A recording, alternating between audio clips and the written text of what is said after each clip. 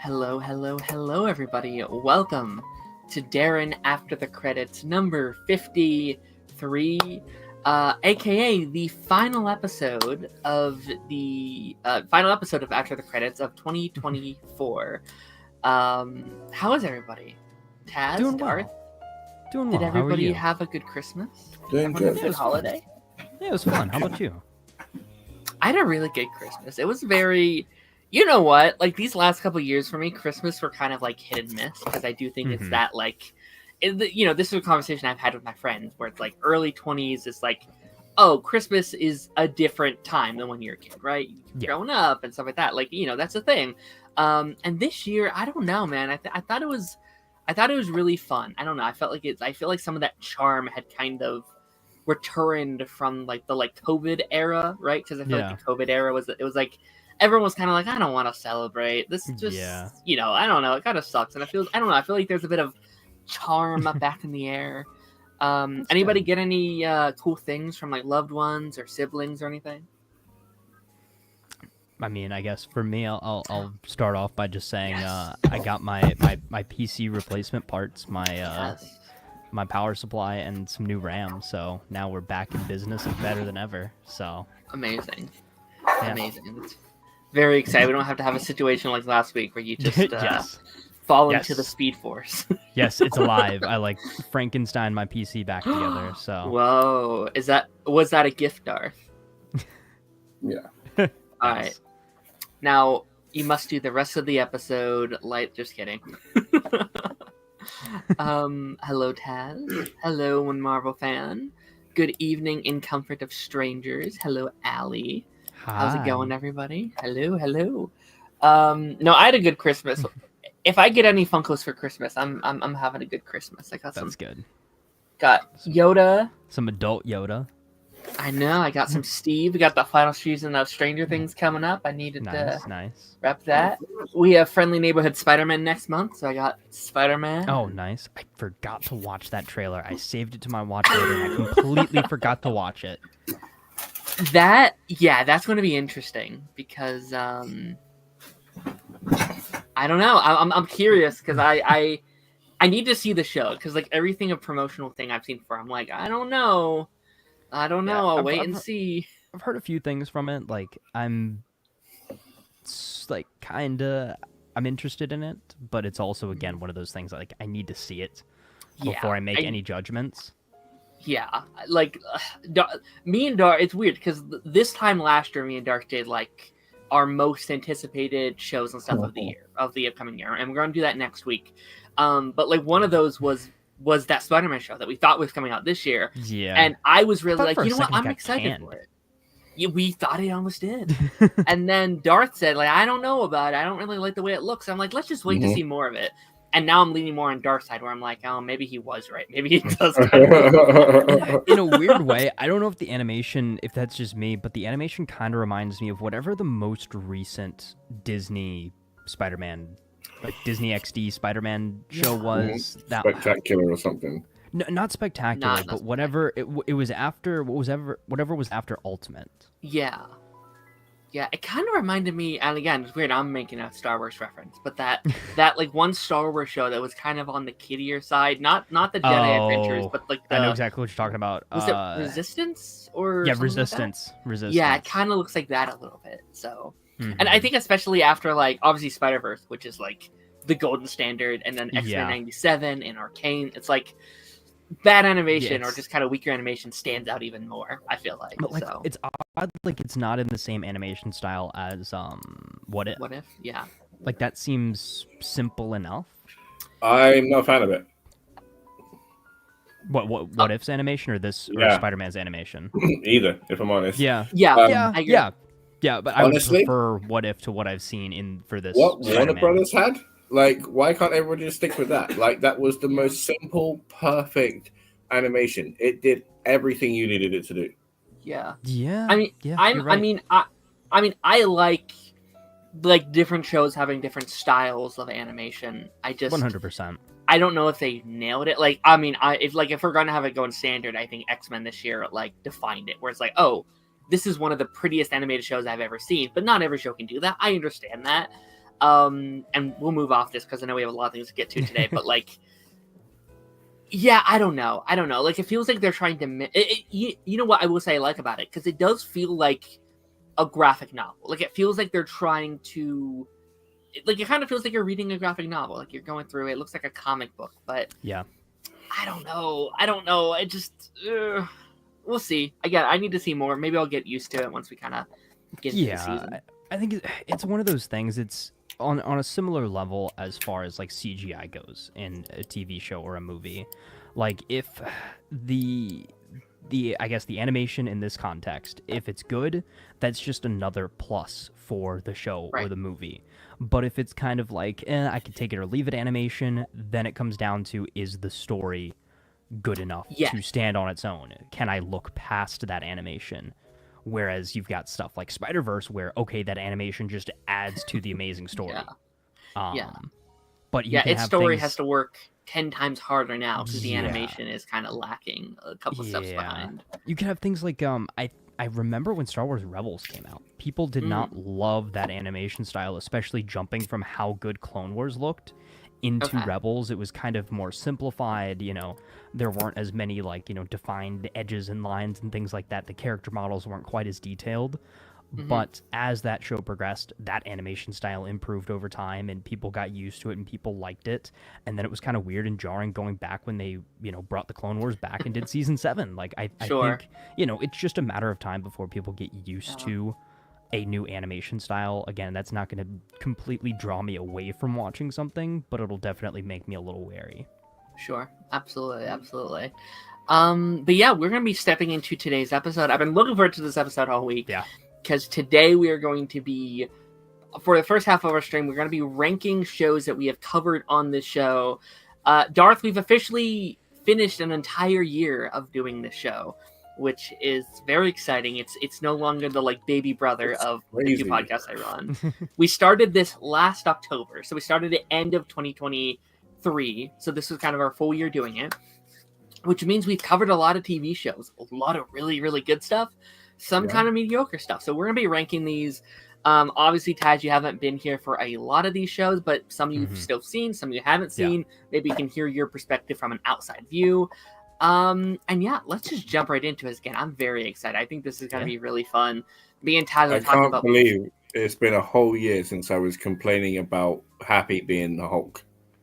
I know! What it feels like it was yesterday at this point.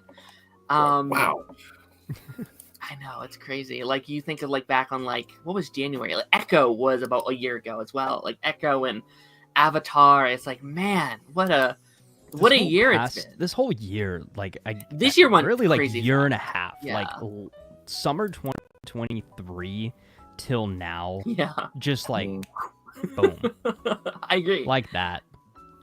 Okay, let's get this started. Again, I tried to mix and match them from things that Taz has seen and hasn't seen. Flash. So should I let me try and see if I can blow up this a little bit. Okay, so let's start off with the one we've all seen.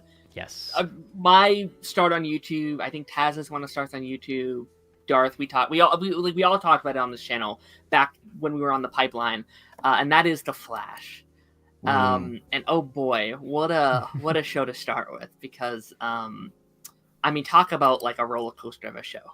I don't see how this is even in question. I understand the ups and downs. I understand. Okay. But even when it was bad, it was so goddamn good. But I just don't care. I don't care. I would even when it I'm sat there oh, Daddy likes the metal, or the Mirror Monarch, or just other things that you just sit there and gripe about, the Forces thing, I was about to say time sickness and the Forces their children. There are some things we can gripe about, right? But even then, I was sat there tuning in every week. I didn't sit there and put it down. I was focused. I was locked in. And when it was good, oh, come on now. It's insane. It's no question, in my opinion, where I stand. Where would you put it then? Just on the fully list? S. Fully S. Okay. Oh, okay. This is going to be interesting then. Yeah. As well, I was not expecting that. As well, for the fact that it pretty much brought like everybody together. Like It in did. our whole It did. community, this show, like as well as Arrow, like this show basically united everybody because there were people that were fans of this more than Arrow, in my opinion. I mean, Arrow started it all, but this was the show that united everybody. I would say, especially in a YouTube context, I think The Flash was way more popular. Like, there were so many more people putting out Flash theories and Flash reviews than Arrow. Like, you'd get the occasional Arrow review or theory, you know, from some people. But if you were, you know, in any way like the way that I used to do videos was I would kind of pick, okay, this week Flash was the best, so I'll make a Flash theory video this week. Or Arrow was the best, so I'll make an Arrow theory video this week. But I think consistently there were way more Flash videos than anything else. Yes, absolutely. And like, okay, like, no matter where I put this on my list, like this show, easily the most impactful show that will probably ever exist for me. Like 100%. Like this show basically raised me. Like this came out, I started watching when I was in middle school, through high school, through my graduation, through my first job. Like all my friends, you know, I think like a lot of my morals, I think I kind of derived from this show. Like very impactful. Taz, what are you thinking though? Because it's currently an S. After that statement, sorry, Taz, 1 second. After that statement, if you dare put anything other than S, like even if it was a dad that went for a pack of cigarettes, you said there and said it raised you, okay? There's no way you can put that below an S. That would be scandalous. So, okay. Am I fully ranking it on like my love for it or like the quality in all general? All of it, right? As a show, as a whole show, it's all of it. Yeah. So taking that into account, right? So if I were to rank it on a community impact and a life impact and a how did this change the scope of you know, DC TV content creation on YouTube and the fact that it brought us all together as content creators and things like that, you would 100% put it up in the S tier. But I can't forget that there was a time where I almost was like, you know what? I'm kind of done with this show. Like around season 7, like I almost gave up on it. You know? So I'm not going to look past the fact that really season 6, 7, 8, and 9, for a lot of it, there was some great stuff in there. But it was not my favorite. It started slowly kind of tipping off and tipping off and tipping off. And like, I will kind of, a lot of people even say season 4, season 5, it wasn't as great. If I was ranking it from seasons 1 to 5, I'd put it at an S tier easily. Yeah. But the fact that season 6, 7, 8, and 9 exist, the fact that we had some of those storylines that we did, we had the Forces, we had, you know, Cecile being such a massive part of the show when it didn't really make sense. We had, you know, a lack of Barry. We had him kind of, you know, remaking mistakes that I thought we'd already learned from in previous seasons, you know, tons of rehashing of things. And the show just really kind of feeling like it was spinning its wheels for a little bit. Like they were just kind of cranking out episodes to crank out episodes. Like it without much direction, I feel like, as well. So because of that, I can't bring myself to put it in an S tier. I think it deserves to be in a high spot, so that's why I'm going to say A tier, just because of the impact that it has had. But I can't, in good conscience, put it at S, because it is not a perfect show, in my opinion. It has too many flaws to be put in that tier above everything else. Just for me personally, as much of an impact as it made. Yes, every show has flaws, but I think this show's flaws, if you look at it in a timeline perspective, right? It had 9 seasons, and if I enjoy 5 out of the 9 seasons, that's basically a 60% ratio, right? I feel the same as Taz, unfortunately, because again, like this show at its peak, S tier easily. Like season 1, season 2. Season 1, season 2. Easily some of the best television I've ever seen. This show has also produced some of the worst television I've ever seen. Like when it's bad, man, it is rancid. I'm sorry. And that's unfortunate. It's not that bad. It's still good. When it's bad, it's still good. I would still sit there and watch a bad Flash episode than like a whole bunch of other TV. You know what I mean? Okay, I know we're going to get to it at some point, right? But a show that a lot of the community can say, oh, this show is bad right off the rip, right? I would much rather watch Gotham Knights 10 times over than How season 6, dare you. season 7, season How 8, most dare of you. season Jeffrey. 9. No. I don't No, no. disagree. We Okay. are not making Yep. that step. I do not endorse that goddamn I'm statement. That laying is the law. shocking. You can lay down what you want. That ain't the case. Like, there's no way. There's no way. I'm There's no so way. excited to run Gotham Like, Knights. It's gonna be so much fun. The absolute insult to the legacy of Batman that fucking show, that show was, right? Not a goddamn chance. I will take all the Cecile in the world for no reason. Every day of the week. Like, even when Gotham Knights was like doing its best, it was there like I was on holiday, nearly drowning. You know what I mean? Like, it was it's so bad. Like, yeah, no, I'm not even getting into it, but yeah. Okay, so I was thinking like a high C, low See? C for me. After you said the show raised you, the insolence, honestly, it taught you morals, and that's what you're putting it. Yeah, I think anything below B is somewhat insulting.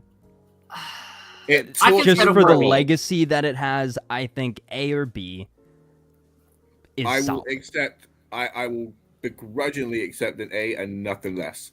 Oh, what did you say? You guys both said A, then? My personal rating was A. I will begrudgingly accept that because, like, I'm sitting there with rose-tinted glasses on, right? But if I was forced to sit there and watch the Cecile episodes again and watch Fueza and the bad CGI, I might have a different take. I might be saying A tier, right? So I'll accept the A tier, but I swear to God, how dare you? It raised your ass, and you're sitting there pondering a B and a C. You can't. You have to be objective. Yeah. You know what? Go with your gut. Hey, I'm thinking low B, but that would outrank me. If like you guys are like, if you're saying an F, he's saying a B, I say we settle for a B. I say we meet him and settle for. I mean, I'm sorry, an A. We will settle for an A. Compromise. Okay. Would you guys settle with like a low A? You can asterisk it how you want. It's in the A category. Yeah. We can Okay. can rearrange the category a little bit later once we see what else goes in A. Oh man, But, yeah. I feel like that might be one of our more controversial ones. That's gonna be fun. Okay, next up we have The Boys. Now this is a me and Darth show. I mean, Taz, you've seen the first 5. Yeah, I've seen 5 episodes.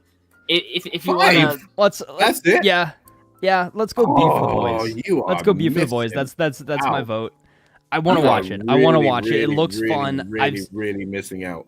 It's the it's funny like thing- just like What makes like- me want to watch it are the Jensen Ackles Soldier Boy scenes. I've seen all the the edits and stuff like that. I'm like, Okay. oh, he he's looks getting a he whole looks show. fun. that's good. He's getting his That's own good. series. So Oh, really? I'm interested Yeah. in that. yeah, prequel. That like, oh, dude, it's like those bits are cool, but like some of the ways that like even a few years in, you still feel like a certain amount of tension Yeah. and unease, and it's like the way everybody just like cowers in front of Homelander and stuff is just so trippy, honestly, and just like Oh, Anthony Starr. they have some insane moments in it that I don't want to ruin because I just want you to like experience it and stuff. YouTube will probably get there first anyway, but suffice to say that like you literally feel every kind of emotion with these guys, all of them. Like they really go full Green Lantern. You don't hit there's not a spectrum on the rainbow you don't hit. Honestly, it's amazing. Which is why I will make my argument for A. I was also it's a high A for me. It's not S tier right now. I think mainly because that final season or that last season, which was not bad in the least. I we said when we were ranking it during the summer or talking about during the summer, I was like, just because it's my least favorite season does not mean it's a bad season. There's a difference. Sorry. Yeah, go ahead. No, I was just gonna say it's a little bit like Ryan heavy, which I was kind of like, you know, and I didn't like the Yeah. Venom return at the end, but then like that whole, yeah, no, I'm not standing for this. Where he had his moment to shine on the camera, and then like that's when Butcher was like, yeah, boom, you know, mic drop. For sure. It had some real solid moments in it, but again, yeah, it wasn't its strongest season by far. Yeah. There's like, I love the show. There's a few things here and there where I'm like, I don't love this or I don't love that, blah blah blah. But overall, fantastic show. I think it's like it ends next season, so I think it's going to have this legacy as like one of the greater shows of all time when it's kind of over. Black Noir 2 is so hilarious. He's so good. And honestly, I have to like give flowers and props to I'm forgetting the wonderful actor's name, but the guy that played the Deep. He's very funny. Yeah. Honestly, he plays being an arsehole so well in a lot of the characters he takes on, right? And him doing so well has made me kind of dislike him, right? Them just a break, yeah. You know, sometimes that happens, right? But like him as the Deep, man, like he has just suffered and suffered and suffered for his crime, and like you really feel for him, and like you believe all of the motivation for him. Do you know what I mean? Yeah. Because at most he just wants to be accepted and respected, and he then always finds it in the wrong person or believes the wrong person. And when somebody's offering a genuine connection, he messes it all up for the wrong one, you know? Mm-hmm. And yeah, just I Ben Affleck the guy. Do you know what I mean? I kind of said that I'll roll my eyes with the casting or whatever, and his performance alongside like the Homelander performance, the Queen May performance, Butcher's performance, like all of them, performances are always great and amazing. Yeah, like he's held his own, and like among the absolute all of them are standouts. You know what I mean? So like mad respect to the guy, because he's genuinely one of the people I'm really looking forward to seeing next season. Yeah. All right, up next here, and I feel like we might all agree on this one. Superman and Lois just finished the 4th final season. Taz, where are you putting this one? Easiest here. I mean, It started so strong, it ended so strong. It is the first real Superman project to have a proper ending. It did something that no other, live action incarnation of Superman had done before. It explored that family aspect. It really went deep into the, Clark and Lois relationship. It showed the boys quite a bit. I just, S for Superman. I think there's no further explanation really needed. Would you agree, Darth? Yes. I'm glad that this is the case, because I was going to get real hyperbolic if this was going anywhere else. There's like I don't know.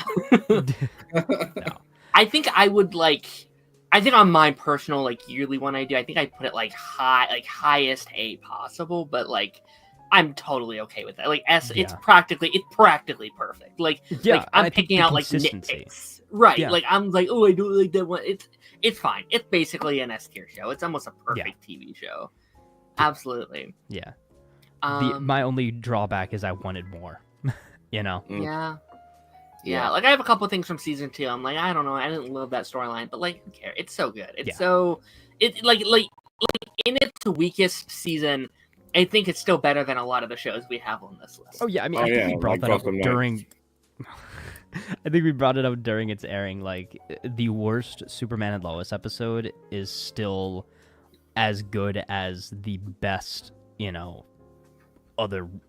other random show here. Right, absolutely. Yeah, 1,000,000%. Couldn't agree more. And season 3, wow, how raw, how challenging for everybody to watch, and because they done such a good job. Absolutely. All right, I don't know if we'll talk about this one that long, but Reacher probably one of the most like unique shows on this list in terms of like the kind of shows that we talk about on here. Like I think it's easily the most like grounded, the more like, I don't want to say episodic, but like it kind of feels like something you'd find on like network television in a way.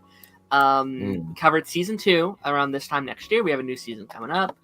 Where would you put Reacher, man? What? I will say I enjoyed season 1 better than season 2. I agree. Season 2 felt like it was going for like a grittier tone, as opposed like in a darker grayer tone, and like a lot more blues as opposed to the greens and the browns and everything else that we had before. I get it. Again, it's like what you said with Superman versus season 2. It's like it's not really my choice, but that's a story you're wanting to tell. That's fine. I'm here for it. The effort that everybody puts in, nobody can question. They all give it their all every week. You mean, especially what's his name? Alan Richardson. Fantastic. With that giant Superman physique that he's going for, you know. Yeah. So yeah, like good for him. Like they're doing well. I personally, just because of how weak I feel the landing for season 2 was, I would put it in B or C. Okay.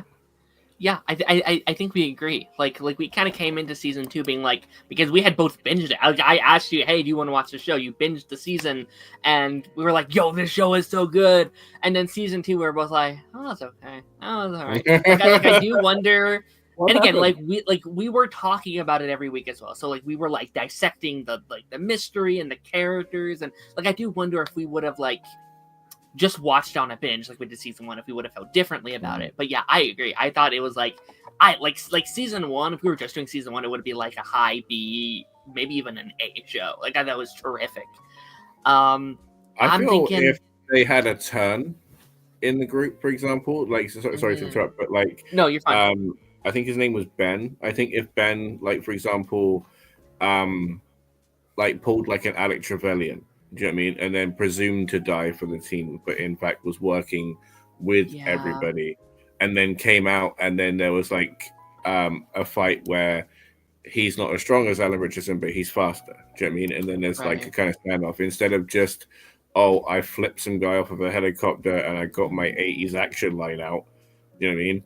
Like, yippee, your guys still passed and everybody's still depressed as hell. You know what I mean? Like, this could have gone so differently. And again, like the guy would have been dead, but it would have been an interesting turn as opposed to, oh, here's the body of your guy who died a true hero. You know, like I get the sting, but he was already presumed dead anyway because of like how long he'd been missing. You know. Yeah. There wasn't really like a twist. There really wasn't. Like everything you kind of thought was going to happen in the season happened to a T. And again, that comes to us like talking about it every week. We're like, yeah, they're going to do this. And they did exactly that every single episode. I was like, okay, yeah, I thought the cast in season 2 was significantly less interesting. And again, I think that's also, it goes down to how good season 1 was and how good that cast was and that mystery was. I'm thinking like a low B for me. I don't think it's bad by any means. I think it's good, just not great for me. You think of like a low. Okay, cool. Gotcha. And of course, we can move it down as well if we fill up B and we feel like it needs to move. Okay. This one's gonna be interesting. I might be the villain on this one again. Ooh. Titans. Ooh. This is another like roller coaster. Interesting. Of a show, right? So, season 1 ended really weirdly. But I think the setup was actually pretty good. Season 2 was a bit odd, kind of rocky to start just because of how season 1 ended. I think season 3, season 4 kind of picked it up a little bit. By the time it ended, I was like, okay, I want more. But it was over. If they'd kept the momentum there, if for whatever reason they were like, okay, we'll give it another season, I think it could have been really good. Obviously, if you remember how I was reacting to Gotham Knights, you know I'm kind of a shill for Red Hood. So the fact that they did a Red Hood arc, even if it wasn't the best interpretation of that arc, the fact that we got to that character, the fact that the actor was really good, definitely a massive win in their column. I think I see the point of view of people that are like, this basically turned into a Bat Family show, and it did. Dick Grayson Nightwing was the main focus, and you know what? Dick Grayson sometimes is the leader of the Teen Titans, so he needs to be, you know, a main focus of the show. But I feel like we kind of severely lacked any focus on the other Titans until really the last couple of seasons there. Yeah. So when we got, you know, our Beast Boy episode, when we got, you know, a deeper dive into Starfire's powers and things like that. I loved the Superboy and Crypto episode. I can't remember what season that was. Was that season 2? Season 2. Yeah. So it was really at its best when it was exploring these characters, but it also felt detrimental to the show in a way too, because it's a team show and it's supposed to be about all of these characters together. And I feel like they never really found that proper balance between one-off singular character-focused episodes and team up episodes. Yeah. So for that case, I think it was one of those shows. It had potential, but it never fully reached it. So I would say C-ish. I'd say would be kind of a safe bet. Honestly, nothing you said is wrong, which is a shame because it has some shining moments and a wonderful cast that kept you there the whole time. You know, love Starfire. She's so cool. Honestly, the journey her character went through was lovely and really interesting to watch. Beast Boy, I feel, again, like he's literally going to be defined by the moment at the end and the fact that most of the time we got a green tiger. Yeah. If that. Yeah. Raven. Yeah. Raven. Some of her stuff was interesting. I mean, I kind of liked the introduction in season 1, like you said, but yeah, and they really leaned into the horror element very heavily with her, at least early on. Yeah, I'd say early on. After that, it became kind of like teen melodrama, honestly. Superboy and Crypto, that was cool. I enjoyed their iteration. That was good. Nightwing, he kind of kept falling victim to the thing that you kept criticizing the Flash for, and that he just kept making the same mistakes. Yeah. Over and over again. And I feel like it's really interesting what you said about them, because they did work well as a team, but those episodes do feel few and far between. Yeah.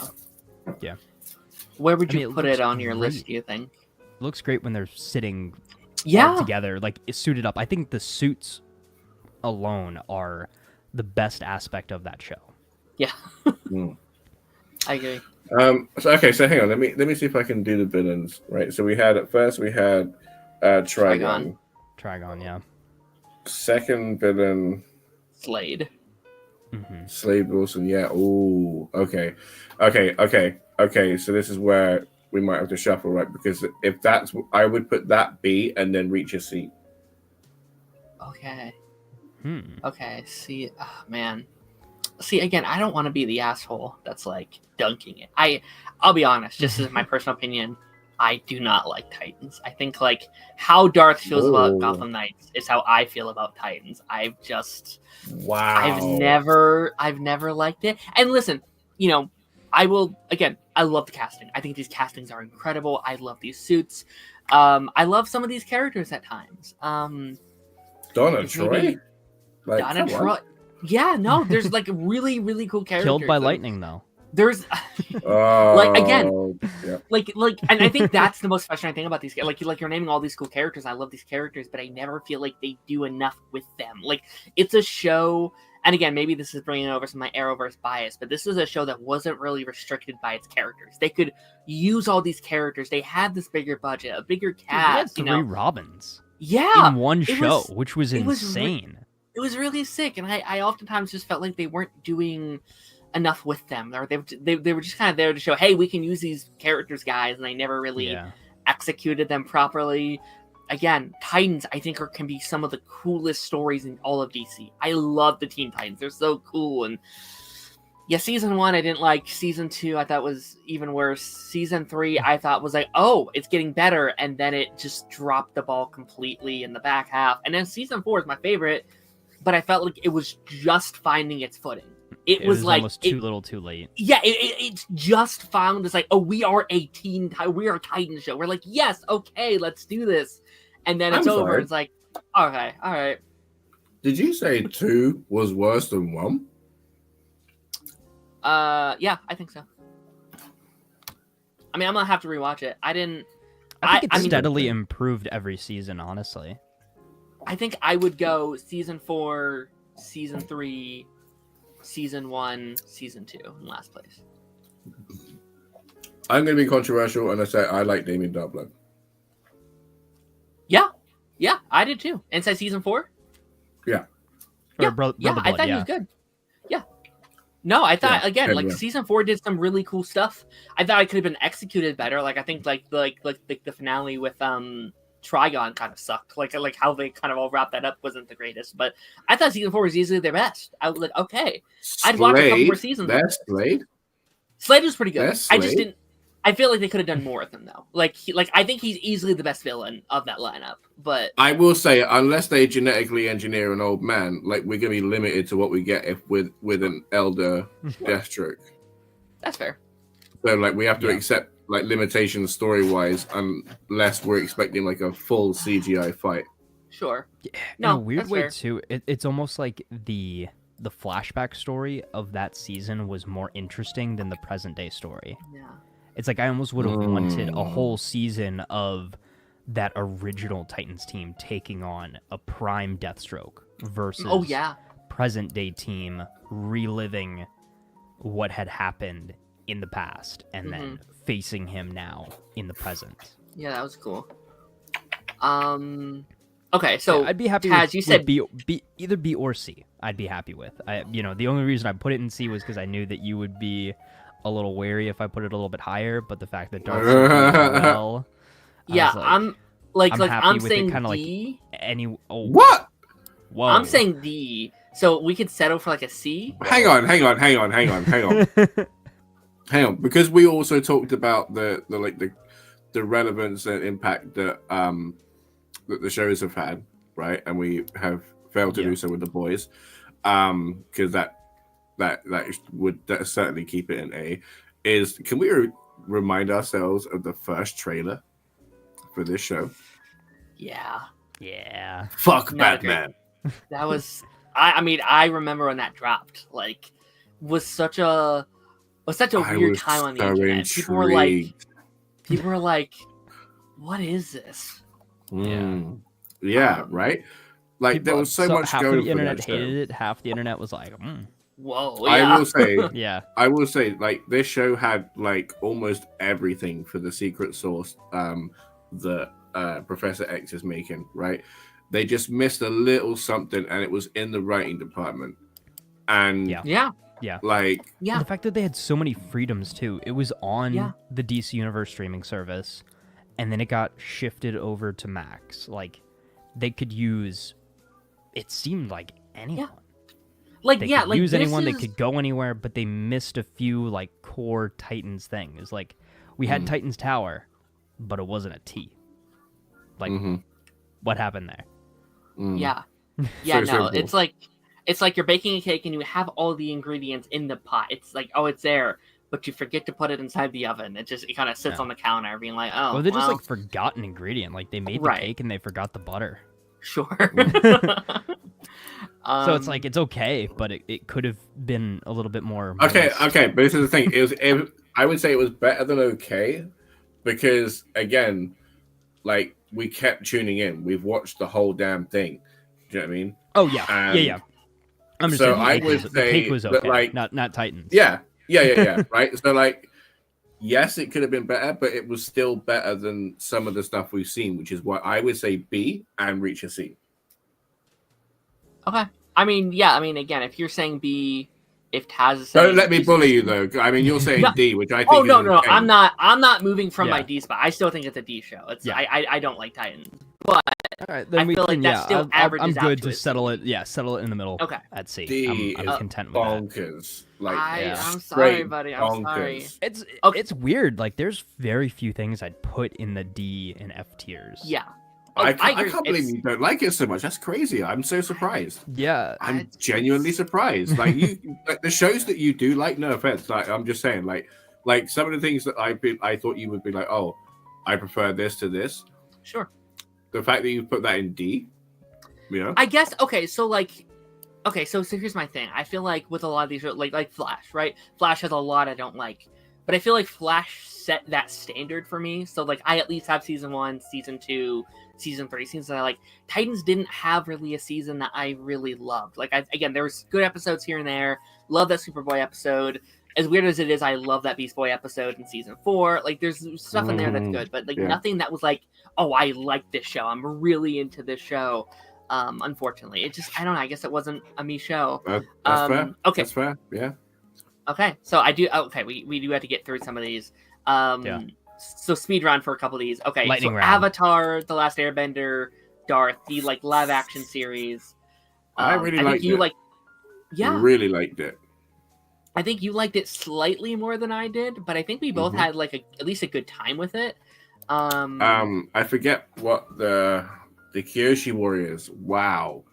Wow.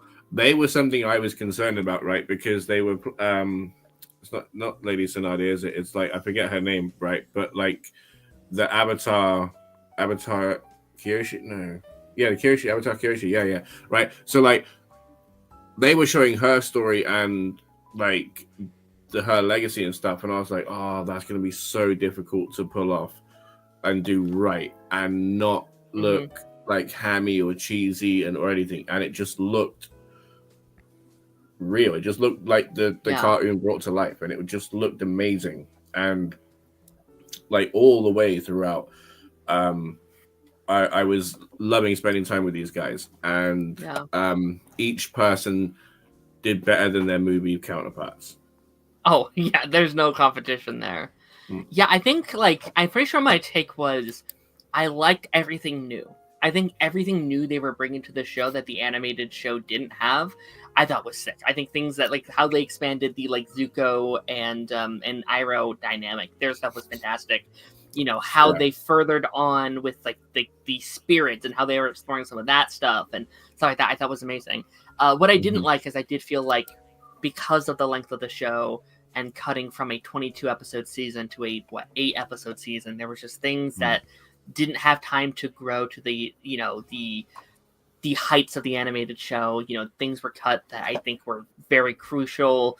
That with all that, and I think my take was like, I think this is a solid show that I think will get better. Hopefully, get better with time. Like I do think season 2 of the show will be better than season 1. Okay, see, what we also have to look at, since I know we're trying to speed run and stuff, but if we're doing this fairly, okay, which obviously we intend to do, we're talking about like impact, right? What about things that are impacting the show, right? So we're talking about Flash, which is, and others, right? But we're talking about that's a 22 episode show, 23 episode show, and because of like streaming services and stuff, like Avatar got forced down to an 8 episode thing. Do you know what I mean? Like it could have, if like COVID didn't hit and streaming like services didn't like take over everything, we might have been getting like a network Nickelodeon thing that was a lot longer, and you'd have been getting the things that you like. So I think that should be taken into account, because again, it's not its fault that it was only 8 episodes. Yeah, no, and I think they did. Like, I think they really did try their best. Like, again, like it feels like they are trying to make a really cool story here.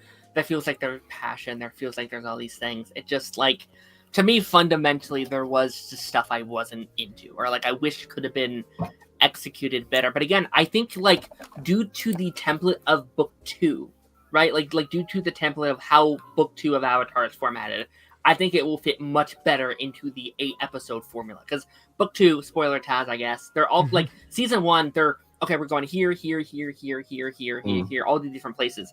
Book 2 really takes place for the majority in the Earth Kingdom, right? It's all kind of in one general area until the end of the season where they evacuate and stuff like that. So I do think season 2 will be better. I'm curious how they introduce Toph and all that kind of stuff. Yeah. I'm tossed up between like a low C to a high B. Do you know what's crazy? Right? Huh. Not to like make a whole thing, but I'm like, so like, you know, like how like the skeleton crew has just like one KB's parents are lesbian, right? Mm-hmm. Everybody's kicking up a stink at that small minute fact of calling it woke, right? These guys changed what's the Earth Kingdom called? That is the boy sits on the Ba Sing Se? Is that it? No. There's two words that become one, right? The two lovers, right? Their city. They made them lesbian and no one noticed. Yeah. And it just flew under the radar. It's hilarious. I'm just saying, like, you just interesting what people pick up on and moan about, but what is exactly the same, people don't even notice. Yeah. Mental. It just shows how toxic Star Wars fans are, in my opinion. Yeah. What are you thinking, like in terms of a ranking? One season, very strong season, shat all over the movie, has to be an A. A. Okay, so if I'm saying A, or if you're saying A, I'm saying C. Let's put it in a B, right in the middle. Fair. It's like a high C for me though. Like it's like a C. It's a C in which I think it will get approved on in future. Dude, you were right though. Like, oh my god, the funeral scene. Oh my gosh, incredible! Like, oh my god, that man that's been making me laugh so much made me goddamn cry. Sat there bawling my TV, like straight bawling. Everything with Zuko and Iroh is incredible. I would watch a whole show of just them. Like I would like screw Aang at that point. Just do those two. Okay, hang on. I have a problem with B, right? The costume department, the acting. I mean, Daniel Kim is his name, I believe, right? As Fire Lord Ozai, Daniel Day Kim, right? No, there's some fantastic stuff. There's some fantastic stuff. Like the cast is shocking, and then B like would be the all of highest the I would CGI and the way, like the okay, fine. I mean, again, I really like it. There's some things I didn't like about it. Like that's again, there's. Okay, now Gotham Knights. Let's just all agree. Let's put it. In S tier. S tier. No debate. All right. All right. What's next? What's next? So, okay, whoops, Taz, I pressed leave. Go ahead, Dar. So I accidentally pressed leave studio. Whoops. My button. There's no way. Put that down right now. There's no way. I would say if we're being like genuinely honest about it, right? I think number one, it definitely exceeded expectations, at least for me. You know, going into it, there wasn't a ton of a ton of hype around it or anything like that. People were like, I thought it was gonna be awful. And nothing positive, at least. No, and we were like, okay, we're gonna cover it just for, you know, just for the fun, just for the fun of it, just for you know, kicks and giggles, right? And then we, at least for me, after the first episode, I was like, you know what, this isn't half bad. Like, it's got its issues, but it's not too bad. And then we start diving deeper and deeper into the mystery and the Court of Owls stuff, and then, you know, we learn more about these characters, and I'm like, I'm sitting here finding myself actually enjoying this, like wanting to make videos, wanting to do theories about it. Like, I tweeted at the showrunner and got a response for, you know, pointing out an Easter egg, which was unheard of for me. Like, so in that regard too, the only person that's done. Yeah, no one else was like, I have theories on Gotham. Yeah. So okay. So in the same vein, as we're taking, congratulations on that. Okay. If Gotham Knights has no fans left, I'm dead. You're one of them. Yeah, you're dead. And if Gotham Knights has one fan left, it's me. You know what, Taz? I had a blast watching the show. I think because we came on here at like 12 o'clock in the morning and we're talking about it for an hour. Yeah. I think if we weren't doing the show, or like if we weren't doing those streams, I would not like it even a quarter as much as I did. Like there was that weekly like, oh my gosh, we get to come on at night and talk about it. I think it's easily like, for me, it's a C show. I think it's like kind of like the definition of a C show, because it's like there's nothing like because listen, there's nothing good like there's nothing like nothing great good, about the show. Right. But so there's how also the nothing. Hell is it C? Nothing bad. Let's get into it. But all you know then. what? Actually, okay. that I want to put it in a B. That I mean, shoot the messenger. But I want to put it in a B.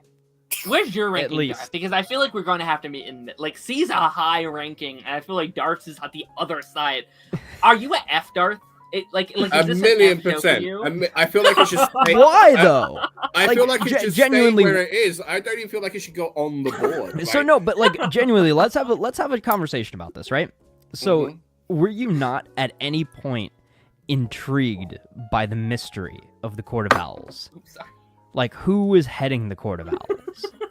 Intrigued what's is going such on? a strong word. Intrigued is such a strong word for what I felt. I love this. Okay, because it was so bad. It was honestly, I mean, it was.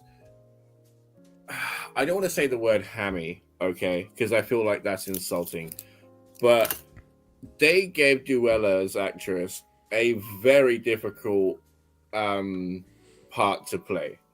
Yeah. Suffice to say, she struggled, as any rational person would do. She struggled, and there's no shame in that. It was a very, very difficult part.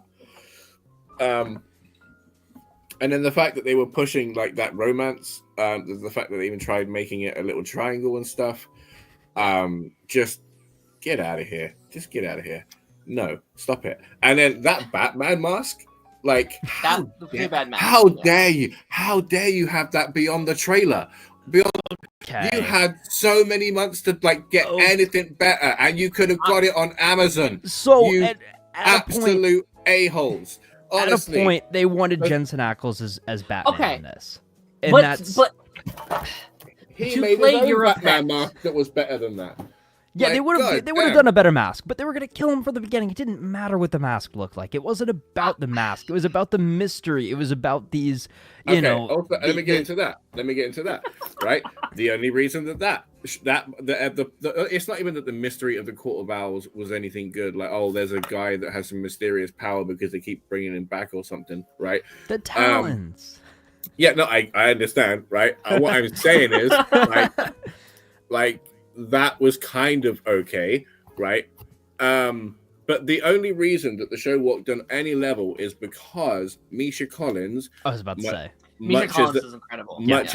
As a double-sided sword for the man, right? Can play a maniacal guy. Like he can play an absolute off-the-hinge person, and like a show that the whole class, the whole team, right? Like it's an ensemble show, cannot rest on one person, right?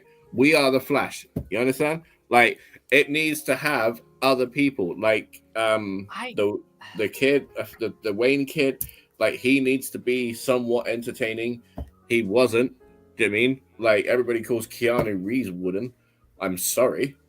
Didn't feel anything from the guy. You know what I mean? Like the guy that raised you has just been assassinated. And I feel nothing from you.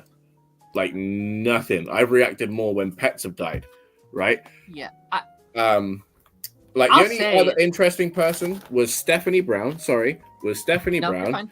And the other girl that was super smart. Like those two that were having like the little brain off, right? Their little intellectual tat-a-tat and like, oh, I'm from the wrong side of tracks. Don't judge me. Like that.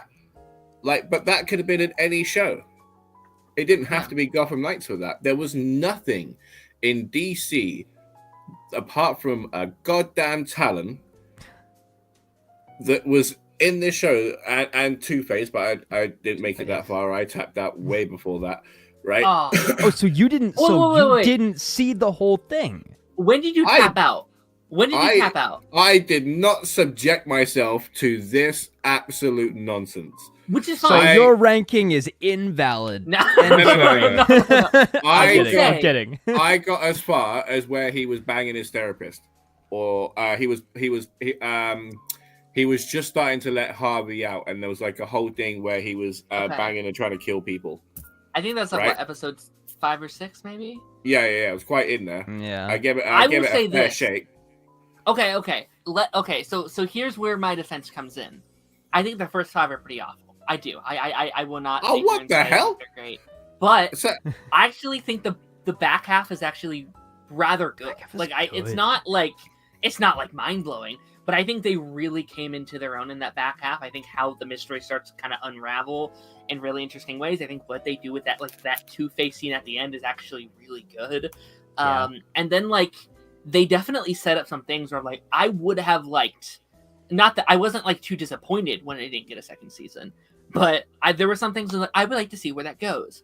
I think my biggest issue with Gotham Knights is that they weren't given the right tools to make a Gotham Knights show, right? They were like, hey, you want to do Gotham Knights show? Here are these characters no one's ever heard of. Here's a bunch of original characters, stuff like that. And it's but no, Gotham Knights is cool because it's Dick Grayson and, Jason Todd and all these kind of characters, and they weren't given any of the pieces of the pie to, I think, really bring people in.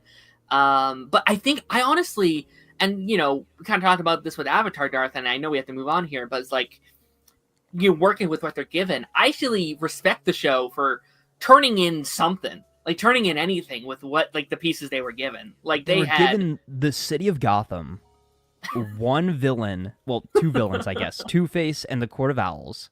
Yeah, you were given 2 random Robins. You were given Stephanie Brown was a Robin at one point. Yeah, who no became suits, a no Batgirl budget who for became a spoiler. You were given Carrie Kelly Robin. Here's 2 random Robins that we're never gonna use, right? You're given a character that's kind of a Dick Grayson, Jason Todd-ish character, and then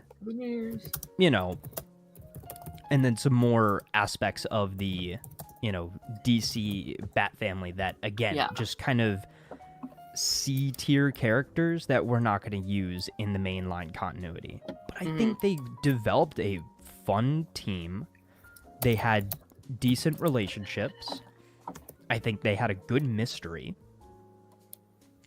And again, I think for what the show was, for the singular season that we got, and the setup for what we could have had in another season, I think it's the case of, again, a show being canceled prematurely, where people kind of jumped the gun. I think it did nothing but get better throughout the season, but so many people checked out after 1 episode, 2 episodes, 3 episodes, and they never really got to fully see that vision come into fruition. And obviously, there's a whole bunch of other stuff going on behind the scenes with the CW at this point. CW shutting down as we speak.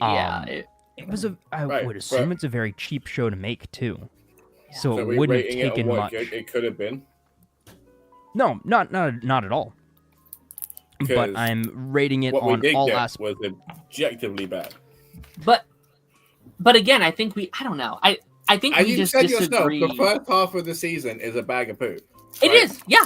I agree with that, but I can also respect. I think how a show ends is better than how it starts. If you can have a shit start to your show and you can kind of bring it back. I mean, I'm not ranking it above. I think it's a C. I think it's a middle of the road. If the start makes no sense, do you know what I mean? I would rather have a strong start and a soft landing than a strong ending and no start for it to make sense. For the most part, I more so remember how a show ends than how a show starts, which is why The Flash left a sour taste in my mouth, and shows like Superman and Lois that ended so strongly, you're always going to remember it fondly.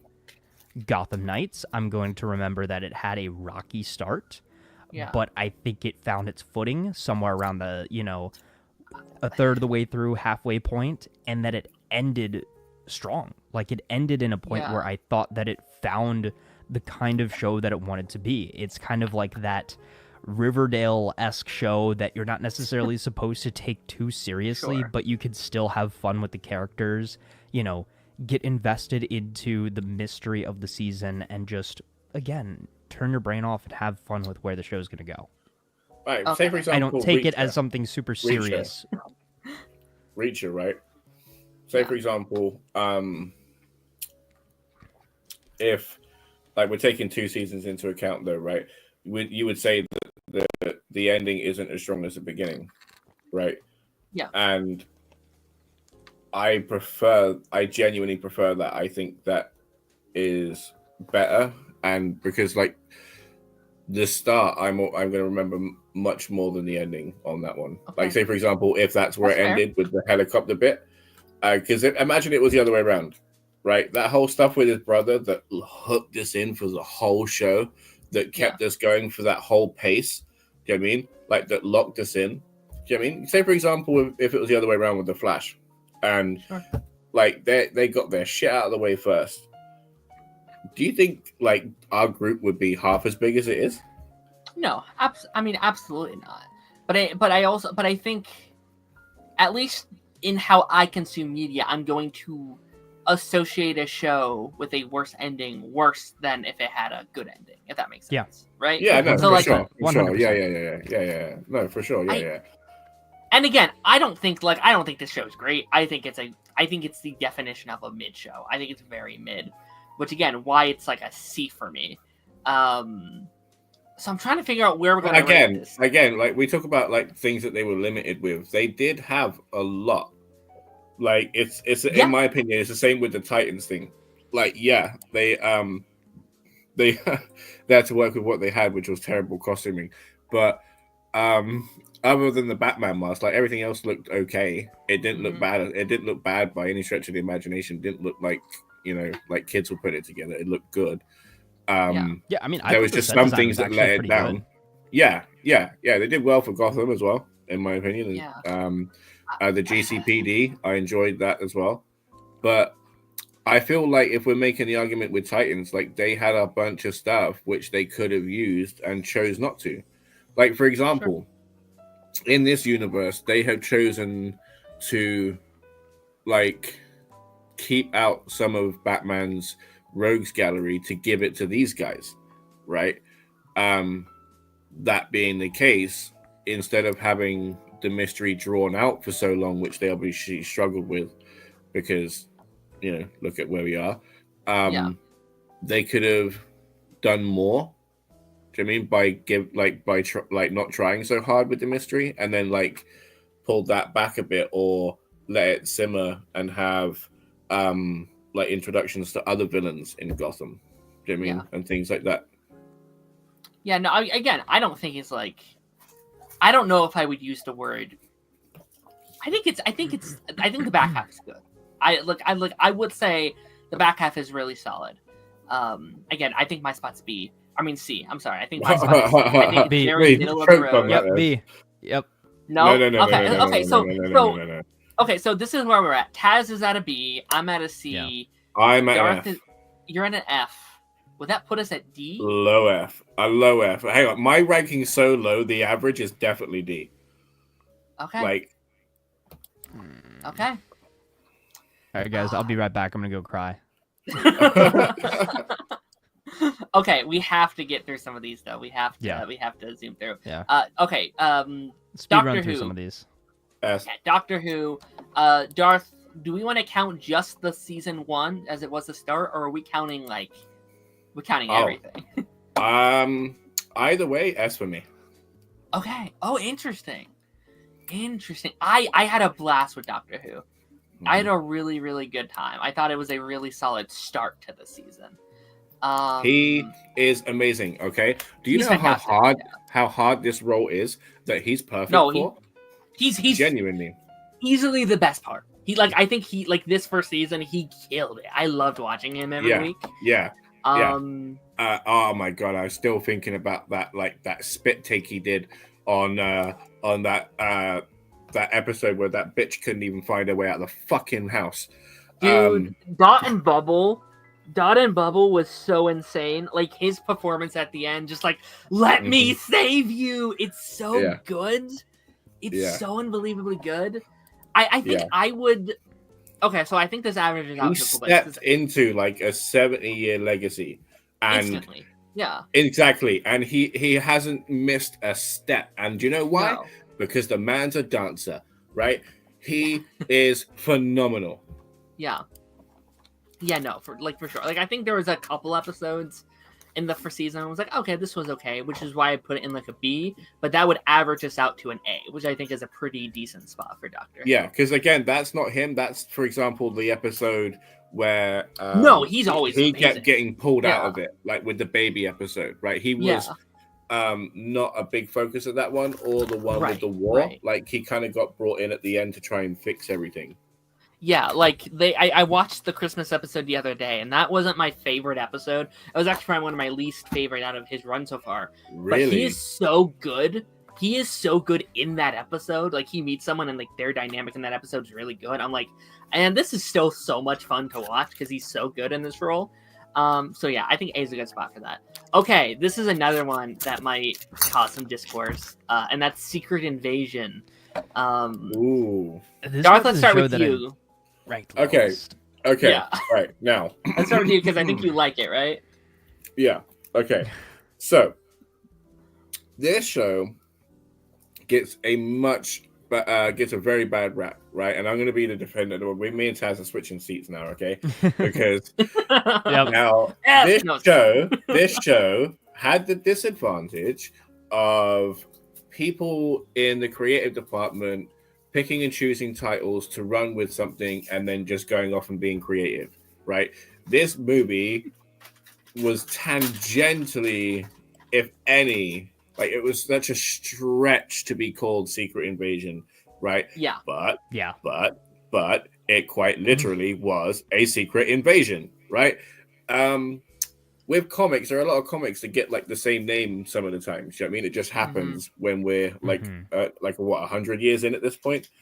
Like it's crazy. So yeah, it happens, but then everybody got the buzz, everybody got the tingle, everybody started going all formulaic on plans and things like that, and investing into a show that was just never going to happen. And then we got something else, and it was just struggling against the tide of the excitement of what came before it. Everyone took that fall very, very hard and kind of started holding it against it. And we got a very standard MCU project, right? I won't say like I enjoyed it. I fully enjoyed it, right? But I'm not going to say everybody else should enjoy it like some of the other shows I have.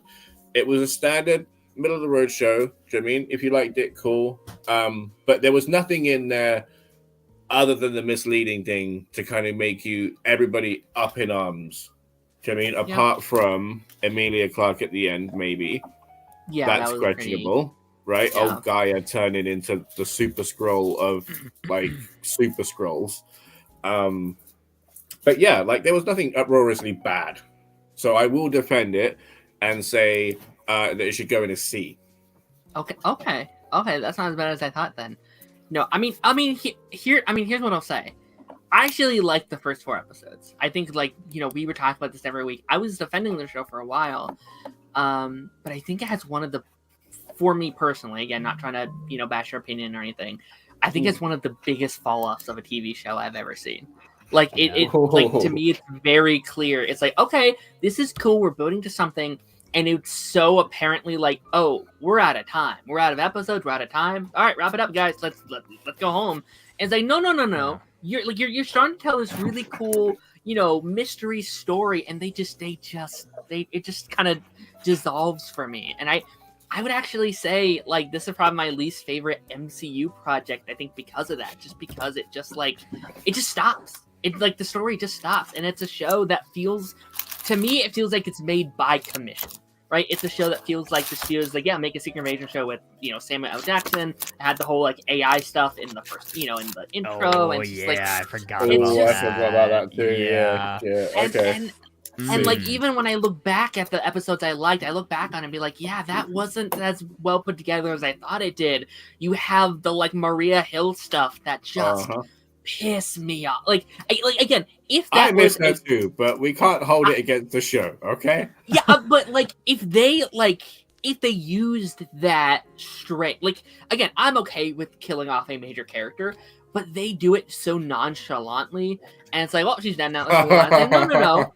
Like, this was her chance to be, like, a big supporting character in the MCU. What I wanted for Agents of S.H.I.E.L.D. for, like, 7 seasons with her. And, yeah, I don't know. I don't personally love it. I would probably put it in, like, a D, unfortunately. I wouldn't put it in F, because I do think there's some cool stuff in there. Like, again, I think he has a really, really cool scene in episode 3, like with the knife and his wife, where they're having the stare off and they both pull up. Like, that's really cool. There's cool stuff in here. There's cool performances. I think Samuel L. Jackson is good. He is good in this show for the most part. But yeah, I don't love it. Taz, where would you put it?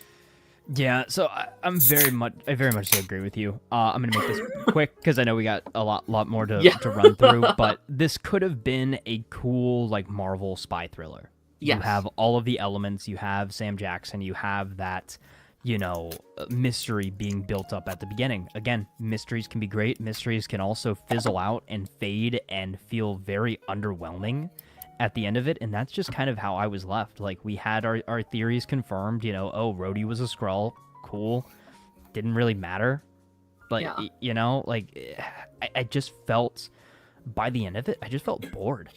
Like, I was just all right, like, let's wrap this up, let's figure out, like, where does it leave us? And it leads into the Marvels, and how much does this even relate to the Marvels? Nothing. Like, I never ended up seeing outside the Marvels. of Sam Jackson being there, which he feels like a completely different character. He feels like a completely, which I think he's better in the Marvels, but like, this didn't feel.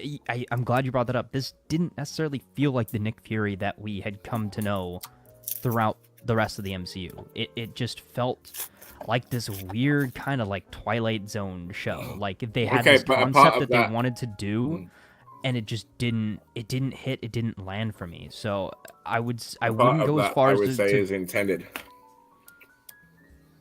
Sure, but but play on when that. But it would make sense if Fury was supposed to be a Skrull the whole time, but he wasn't. Like he felt so out of character in a lot of portions. Like of this. No, I mean, like, he's like, for a person that has spent, like, so long secluding his private life and anything personal to him, that, like, it makes sense that when we're in his private life, we see a different Nick Fury. Yeah. You know what I mean? Okay, sure. I get that. But, like, yeah, but, like, I would play on that in the script. Like, one of my favorite elements of the first ever episode is that there's a story about Nick Fury fucked up. Like in the show, Nick Fury made a mistake. He messed up the Skrulls' life. He never fell back to them, and now he's supposed to be paying the consequences. And I feel like he never owns that. Like there's never this scene of him being like, "No, I messed up. I'm sorry. Like I need to do it." Like the only scene where we get that is in the finale, and it's not him. It's what's her face in disguise. It's like because no. That was such a good scene. That was really so good.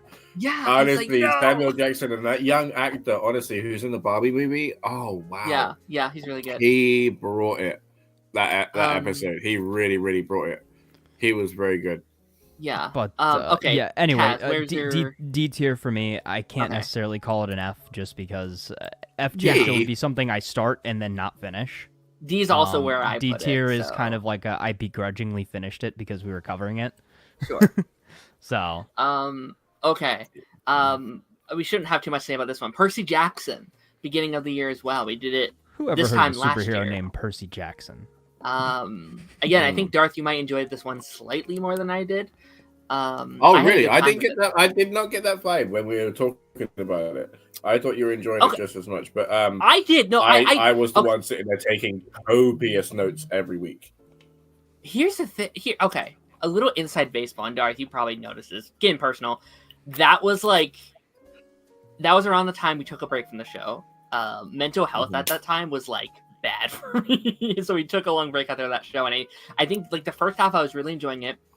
And then by the back half, I was like, I'm kind of ready to take a break from doing the show just because of mental health reasons, stuff like that. So I think things like Reacher, Percy Jackson, something else that we were kind of covering around that time was kind of very similar. Echo, yeah, stuff like that. I think Percy Jackson is a solid B.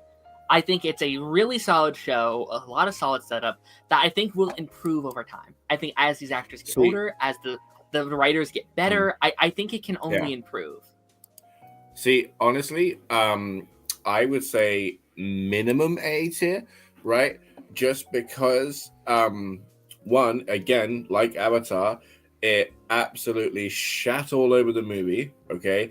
Because in the bits that it was copying, it did way better, and then it chose better in the bits that it wanted to take from the books. All of the actors, their performances were not only believable, but made sense. They were actually children.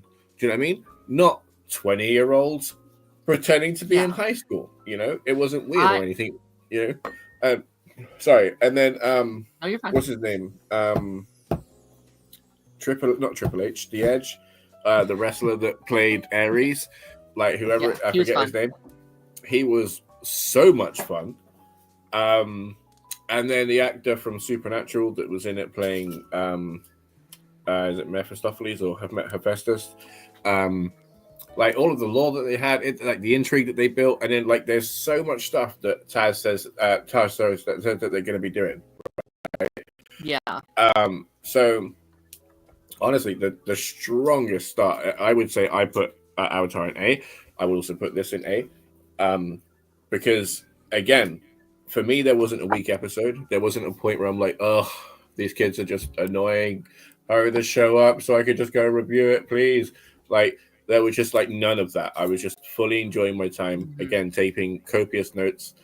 And their Cerberus, absolutely adorable. Yeah. Yeah, like, I think I'm pretty confident in B, but I have no problem just like giving you the A. And of course, like, we're going to be getting more of the show next year. So again, we can kind of re-rank it this time next year. So I have no problem with A. Okay, My Adventures with Superman. I think we all like this show. I think we all enjoyed the show. I covered season 1 with Taz in season 1. Darth, we covered season 2 together, and some of season 1 as well. Yeah, what a surprise. Yeah. I genuinely thought I was going to hate this show. I know, yeah. Wow. I genuinely did. I took one look at the trailer. I was like, oh, yay. And then... You reacted to it on the pipeline, I think, for like the first time, which is... Yeah. And wow, did it just blow those expectations out of the water and just shine as a show. So I, again, will shoot for A, if not higher. No, I agree. I would also say A. Taz? Yeah, I think... I kind of want to put it in an S. I really kind of want to put it in an S.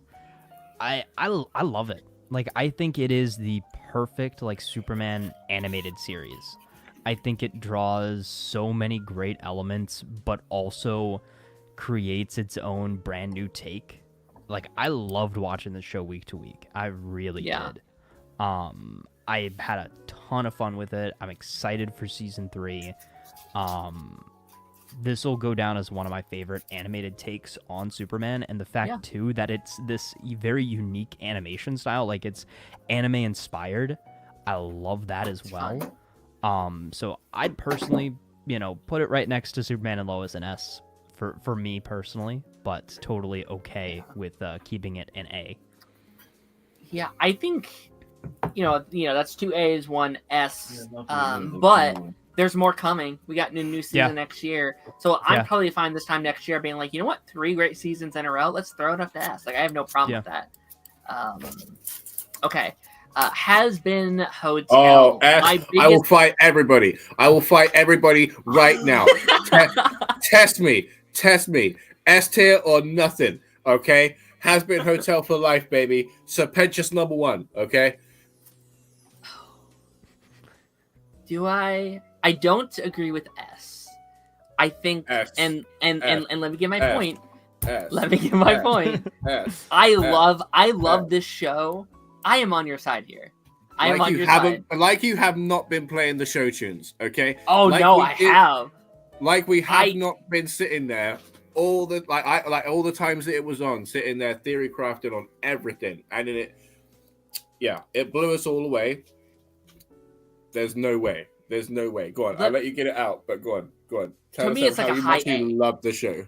It's a high A for me. I love the show more than I loved most things this year.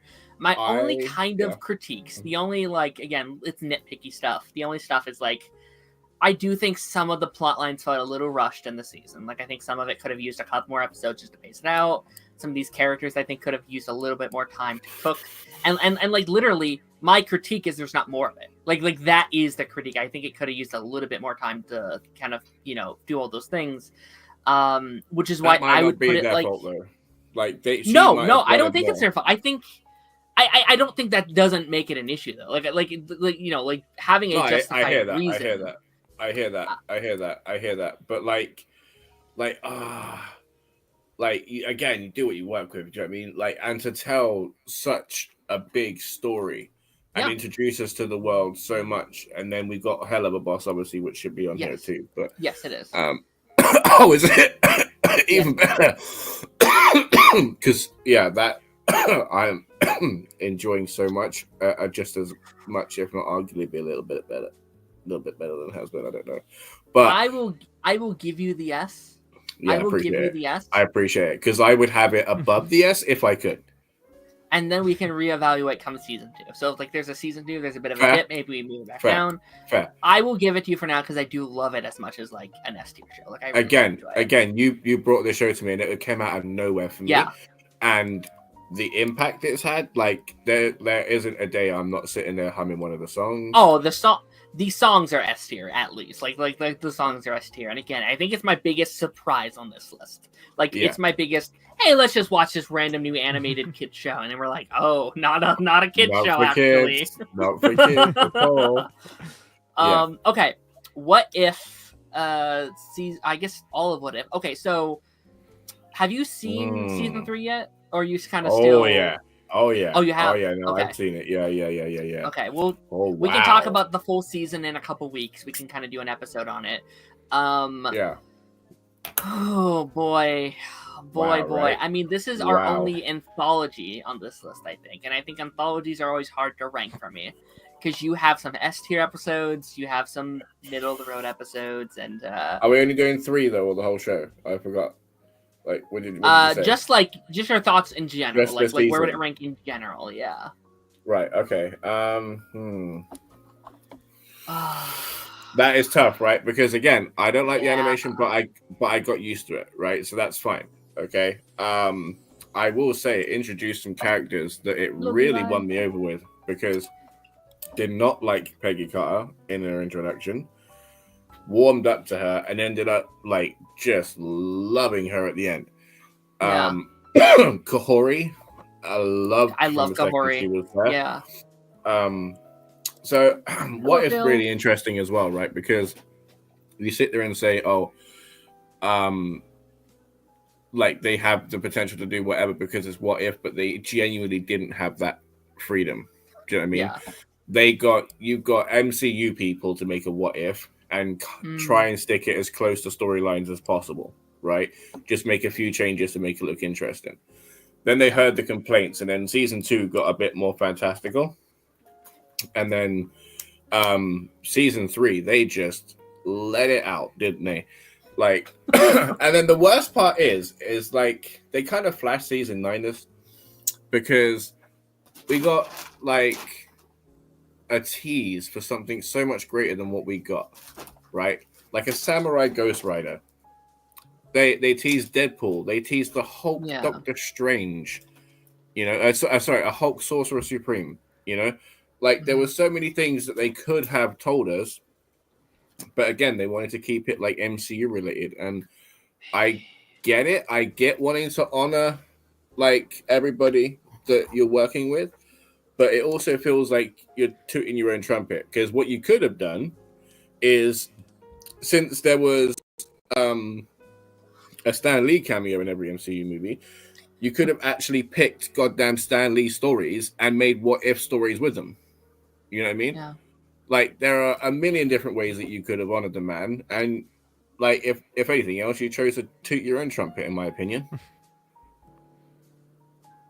Yeah, What if And they made the show Happy was Hulk. good? Like, how bad was that? Sorry. yeah, I again, like, this season was easily my least favorite season by like a large margin. I think it kind of boiled down on my kind of problems with the show, and it's been a weird season because every episode I've seen myself on the internet want to defend what they're doing and like defend certain elements, and at the same time I'm like, yeah, but this also kind of sucks. Like, I also don't like what they're doing at the same time. To me, this is, I think, a perfect C tier show because there are S tier in this list, there's some F tier in this list, and for me, it's right in the middle of good stuff, bad stuff, mid stuff. I don't know where you would put it, but I'm I trying to only work saw out the season one, and percentage of how bad it is. C seems pretty reasonable to me. I might go back and finish it now that it's over, but like I said, from what I remember in season 1, and then I saw the season 2 trailer, and it just didn't interest me as much, I guess. And then just seeing the kind of discourse online, just with, you know, a lot of people loving it, a lot of people not necessarily liking it as much, I was like, oh, this seems like something I can kind of skip. And the fact that it just, I just don't feel like it reached its full potential. Yes, I would. Honestly, if you want, I can make you a list of episodes that I think you might want to check out. Like, there's a couple that I could see kind of carrying over to like a $1,000,000% 1 4 and beyond. Like that has to be one you watch. Like, not even a question. Like, that's so good. And like, yeah, I'm totally down. Totally down. Again, like it's one of those things where it's like that Doctor Strange episode in season 1. Yeah. One of the best things the MCU ever put out. Yeah, it was like great. It's fantastic. I was like, oh, this thing is like, great. If we're talking this year though, like the Shang-Chi episode, predictable as hell. Yeah. The Birdie there was nothing episode, this season that I mainly liked it because of Darcy and the cameos. I can't lie, not really liking it because of Howard the Duck. What else was there? There was like 1873 was at the Shang-Chi one. The only one that I would say the only one I would say I really loved was the Ironheart episode, and even then I thought that was okay, right? I thought it was nothing insane. It was like, okay, this is fun. I would say I love the end, the last episode with all the like spoiler alert, all the like going cosmic. That was sick. Storm. That was sick. Oh, but then I still have like even the best.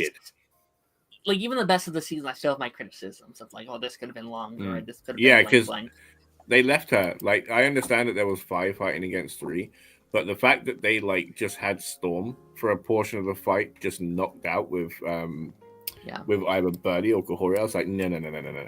You don't do that to Storm. You don't just chill her. You don't fridge her in a fight. No. Like she said, she is nature at this point. No. You don't no. Like, we'll talk more about this in a couple weeks once kind of the holiday season has settled down. We can And again, like our fondest moments that we've been talking about has been previous stuff.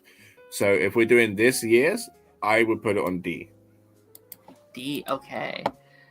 You only saw season 1, Tass, and you said C, right? Yeah, C I think is pretty decent as far as from what you guys said. From what I remember from season 1, if it's one of those shows where it was like very hit or miss, then it's very much and I think season again, like I think you've seen the peak of the show. Like again, there's some good episodes in season 2, but I think that one episode is still better than anything that they do later. The issue is they only know how to write half of the season. You know what I mean? Yeah. I did feel like season 1 ended in a really like kind of odd way. Yeah. The only interesting thing, I mean, the only thing that I have this, like making me even want to go back to the series, like, and the Celestial Agatha was sick.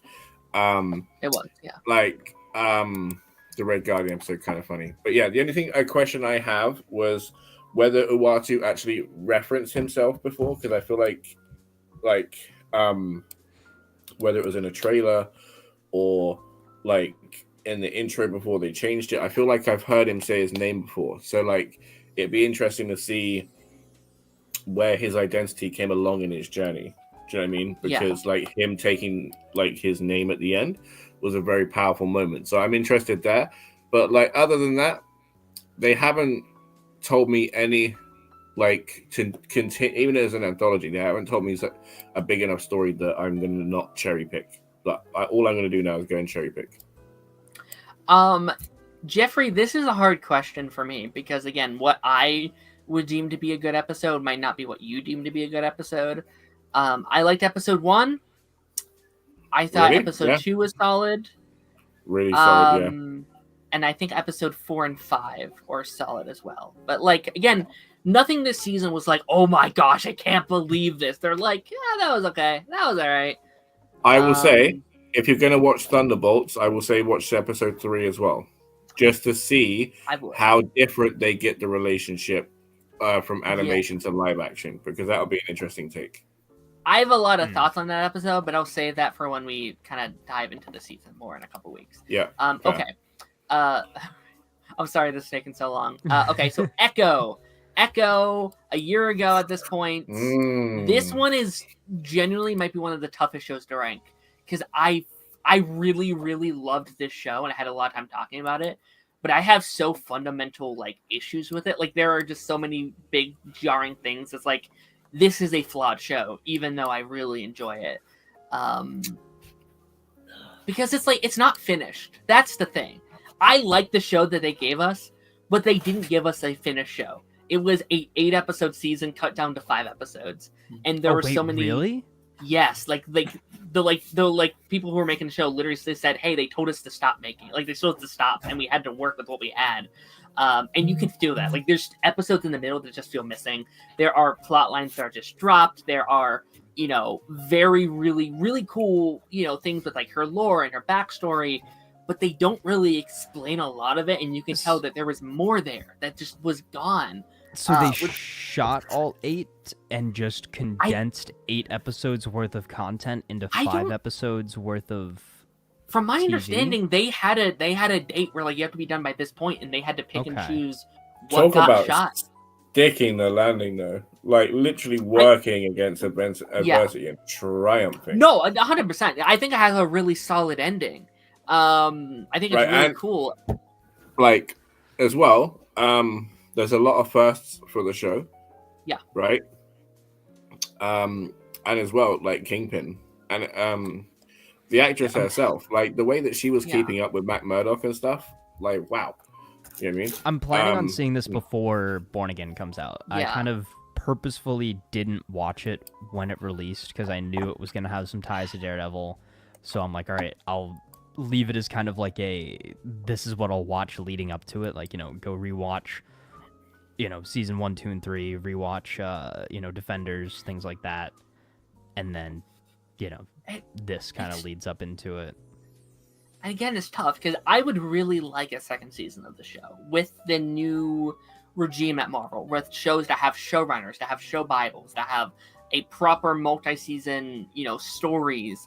And again, I think the characters they introduced here were so charming, so fun. Maya is such a interesting antagonist.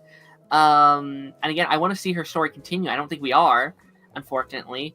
Where would you rank this, Darth? Because I'm struggling to where I want to put this.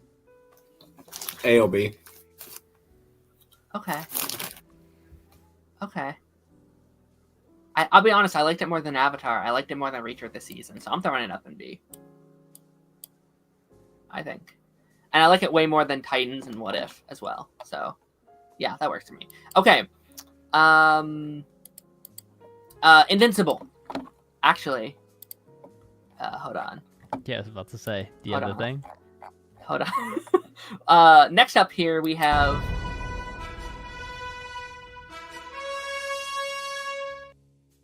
You just need an invincible button. Like get an entire like Elgato Stream Deck just to hit the button that says invincible. Absolutely. I mean, Taz, we talked about. You've seen season 1. We talked about Adam Eve, the special that came out, and then me and Darth, we talked about season 2, and man, season 2, and we will avoid spoilers because Kaz has not seen season 2. I'm still So still waiting to watch it. I'm gonna rewatch stuff again, but waiting to watch it with somebody. Yeah. So yeah, so we obviously very careful with what we say, but I've loved these first 2 seasons that we've got.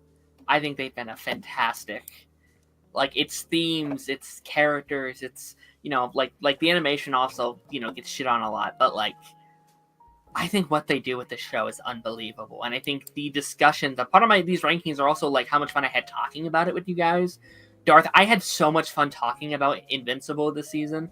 Like how our deep dives into like who Mark is as a character and the individual like character dramas and the theorizing and all these things were so much fun that I think right now with the show we have, and obviously it can get pushed down, I might put it at an S for me. Either like a really, really high A or like an S. I would hope for nothing other than an S. Yeah. I have no problem with that. I'm I mean, I know. like I said, I've only seen one season. And the Adam Eve special. I'm excited to see season 2 when I've got the time. Like, I waited almost 2 years to see Invincible. Like, I can wait a little bit, and I'm so glad that I watched it when I did, because if I had to sit there and not know when another season's coming out, so I think now that I know when season 3 is coming out, so I'll most likely watch season February. 2 pretty close to it. So that'll be some January viewing after Skeleton Crew is over, when we're kind of in that lull. I'll start to try to catch up on some things, and Invincible's definitely on that list. Yeah, I'm so excited. I have to say, when because the season 1, it was phenomenal, right? We got some really great theoretical questions and question about like Donald and the AI and like what it means to be a person, what it means to be a human, right? And that question is being asked by aliens and robots and people that are victims and turned into part machine, like Jeff. I love Jeff. What it means to be in a relationship, you know what I mean? Yes. Like all of these questions about life that season 1 has, and while it tackles with those things and it does it well, it also has to deal with the entire introduction of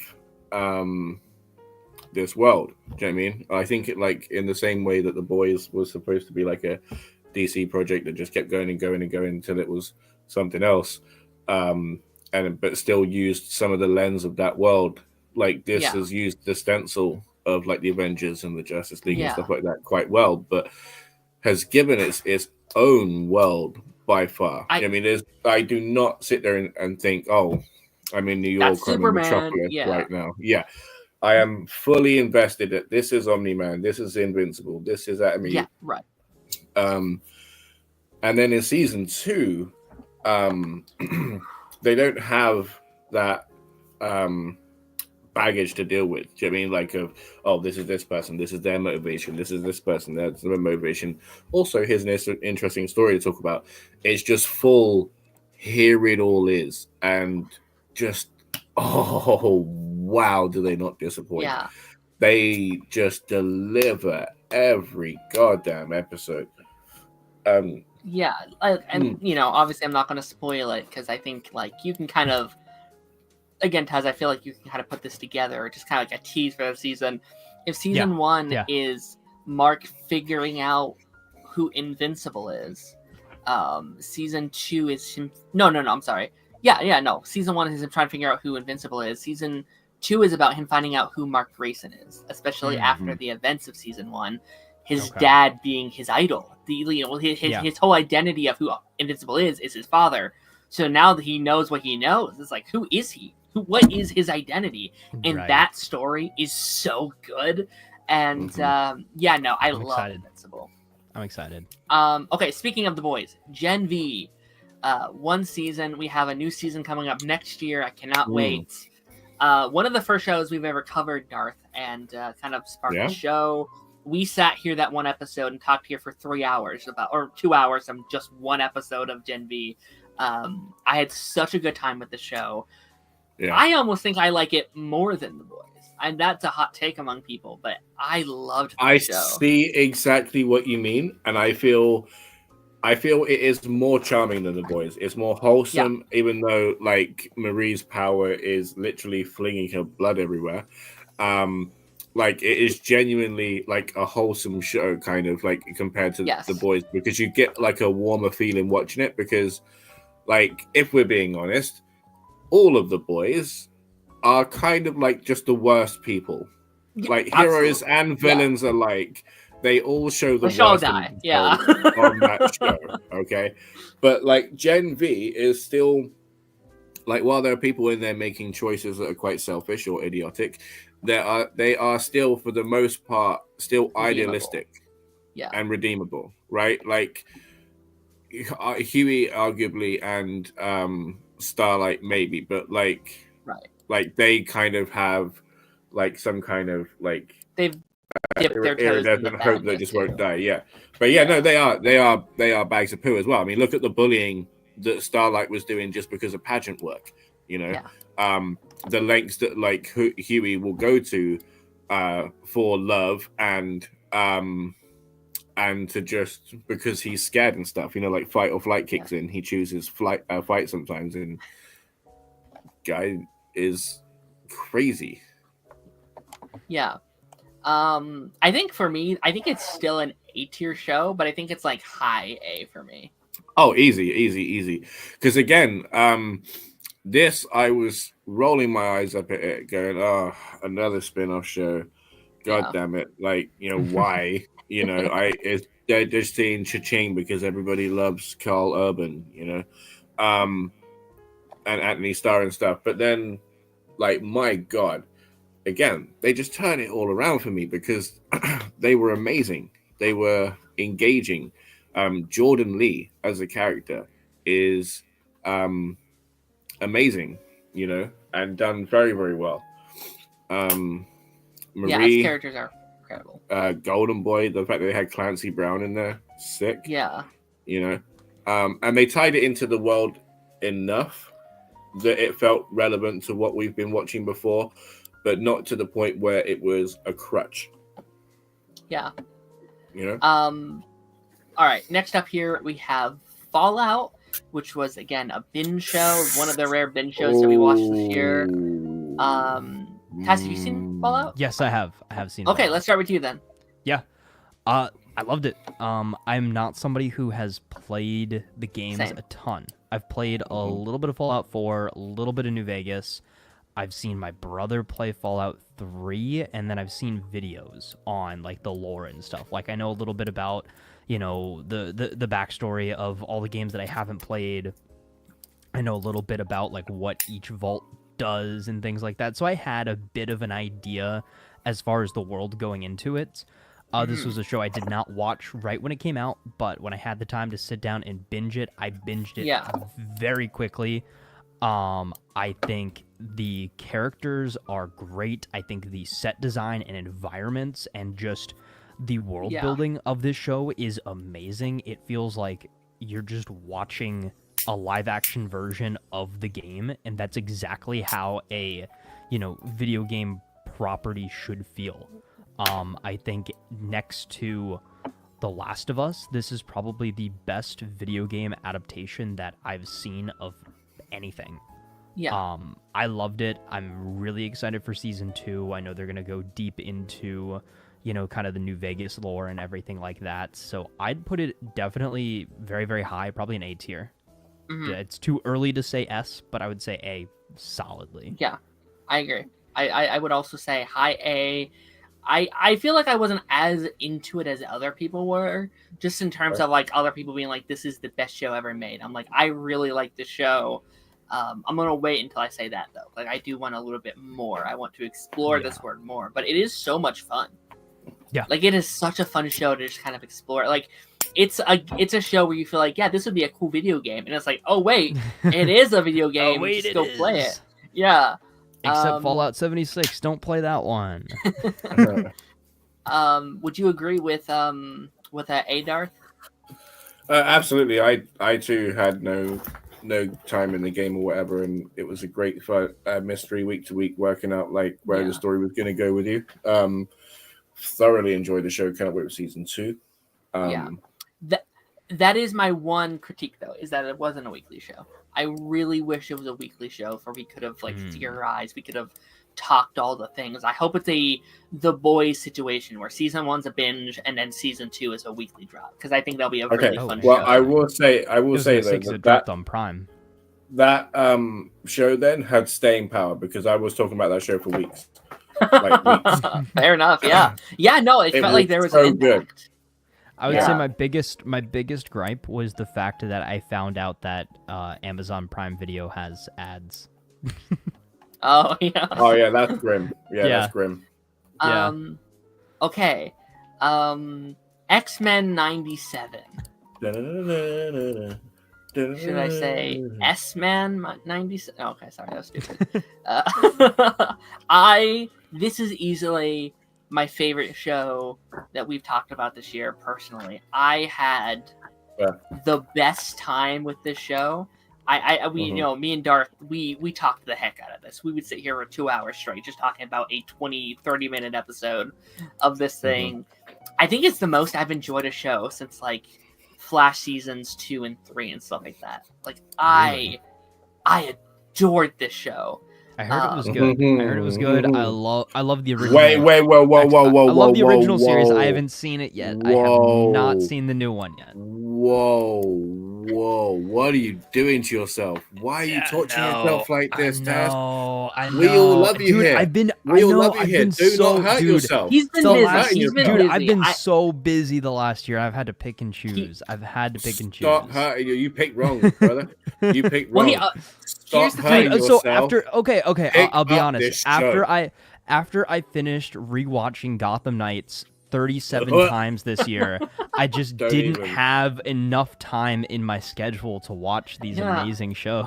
So that means you have 37 votes, right? So that Gotham Knights get up to an S tier. No, it's above the S tier actually. No. Has been an X-Men above S tier, yes. I think X-Men for me is easily S tier. And again, I don't like ranking season 1 shows in S tier too often, but for me, was it episode 4 or was it episode 5? Do you know, sure? Episode 5. I think it's episode 5. I'm pretty sure. Is probably one of my favorite episodes of television I've ever seen. Can I also, and his return? Oh, dude, and like, I think I enjoy. Like, I would have enjoyed the show regardless, but so much of my enjoyment came from us sitting here for 2 hours every week, theorizing, talking about it, breaking it down. You know, it had such like complex themes and ideas, and we're like, I feel like we got so deep with the show of just like, what's the meaning of life? Like, what does it mean to be a human? And all these really, really deep themes. And again, it's like, this is a revival, right? This is a 30, 40-year show at this point. And like, no one was expecting it to be as good as it was, right? It's like, okay, new X-Men, whatever. But man, to me, it's I was one of them. I was excited, but it was a trepidatious excitement because I was like, oh, this is really dicey. Really dicey because it's something that I've loved since I was a child. Everybody's loved it. Just farming up nostalgia at this point, and I don't care. I just need it to be good. And it was better than I could have ever expected, honestly. We're talking like Invincible season 2 level, where we're just questioning all of the facets of life and like the meaning behind it with this show. Like the speeches that Magneto was giving, like dude. I try not to say much because it's Taz, right? But like the L that somebody took, you know what I mean? Like, and deservedly so, because like the sheer expectation that person had, it's like, well, fuck you, innit? I'm sorry. I quote this show in the weekly at this point. I love his, not spoiler necessarily, but his like, don't make me let you down when he's in the sky. It's like, oh, okay, this is crazy. No, S tier. S tier, 1,000,000%. I hate we have to wait 2 years for another season. That breaks my heart. Okay, Cobra Kai. This is the first one on this list, Darth, I don't think you've seen. No, I have not. Taz, you're a season behind. Yes, right? I'm a season behind, but for good reason, because I want to wait for the entirety of this final season to be out, and gonna watch it with my mom and my brother, who I started watching the show with when it was on YouTube Red, back before it was called YouTube Premium. So I've been a Karate Kid fan. I watched even the Jaden Smith Karate Kid. Cobra Kai was one of those things that like we had a free trial of YouTube Red, right? So we're like, you know what? Screw it. Let's watch this, Cobra Kai, whatever, right? And it was surprisingly good for a YouTube series. Yeah. And season 1, season 2 were both on YouTube. Then it moved to Netflix, and it's just gotten better and better. And I've seen the idea thrown around that like this is how you do a revival of an old series or an old like movie series, old television series, a legacy sequel. Exactly, where you're paying homage to the original characters, you're honoring those original characters, but also bringing up new characters in a way that maybe they had failed to do so, say in something like the Star Wars sequel trilogy. But I think Cobra Kai did it perfectly. Hey, shots fired. sorry, sequel trilogy catching strays. But I would say easy S tier for me for Cobra Kai. Oh, interesting. Yeah. Whoa. Whoa. Whoa. I will say. Hold on. Yeah, go on. I will say there is very, very few shows that will reach me to the hype levels that I feel with Cobra Kai. Like, what? No matter I agree with it, man. Like no matter, because I do think there are some levels of quality over the years. Like sometimes we'll be like, oh, this episode was kind of whatever, or I'll have things about the show where I'm like, I'm not sure if I'm liking this, especially in this final season. But man, they will like 10 seconds later after I'm like, oh, I don't like this, they will just do one of the coolest things I've ever seen in any show. Nothing can get me to that hype level that Cobra Kai can. I'm sorry. I this know we is have one to of the few shows that suspend disbelief, right? But how is there not like a city ordinance or some kind of something where it's like everybody has to stop breaking out in like 12-man kung fu ninja fights? Oh, there's it's again like what you just said is kind of also part of the fun because it is so ridiculous. It's like this is every disagreement crazy. Is settled with karate. Yeah, it's because why not? Because why not? It's the whole crowd. It's crazy. No, it's insane. Like again, I can't personally say S because there are things I'm like, okay, I know it's not perfect. I know some of the dialogue can be a little silly. I know some of the things isn't like perfect. I will say it's nice for people to get work. No, it's a blast. Taz, could you settle for a high A? I could settle for a strong high B. A.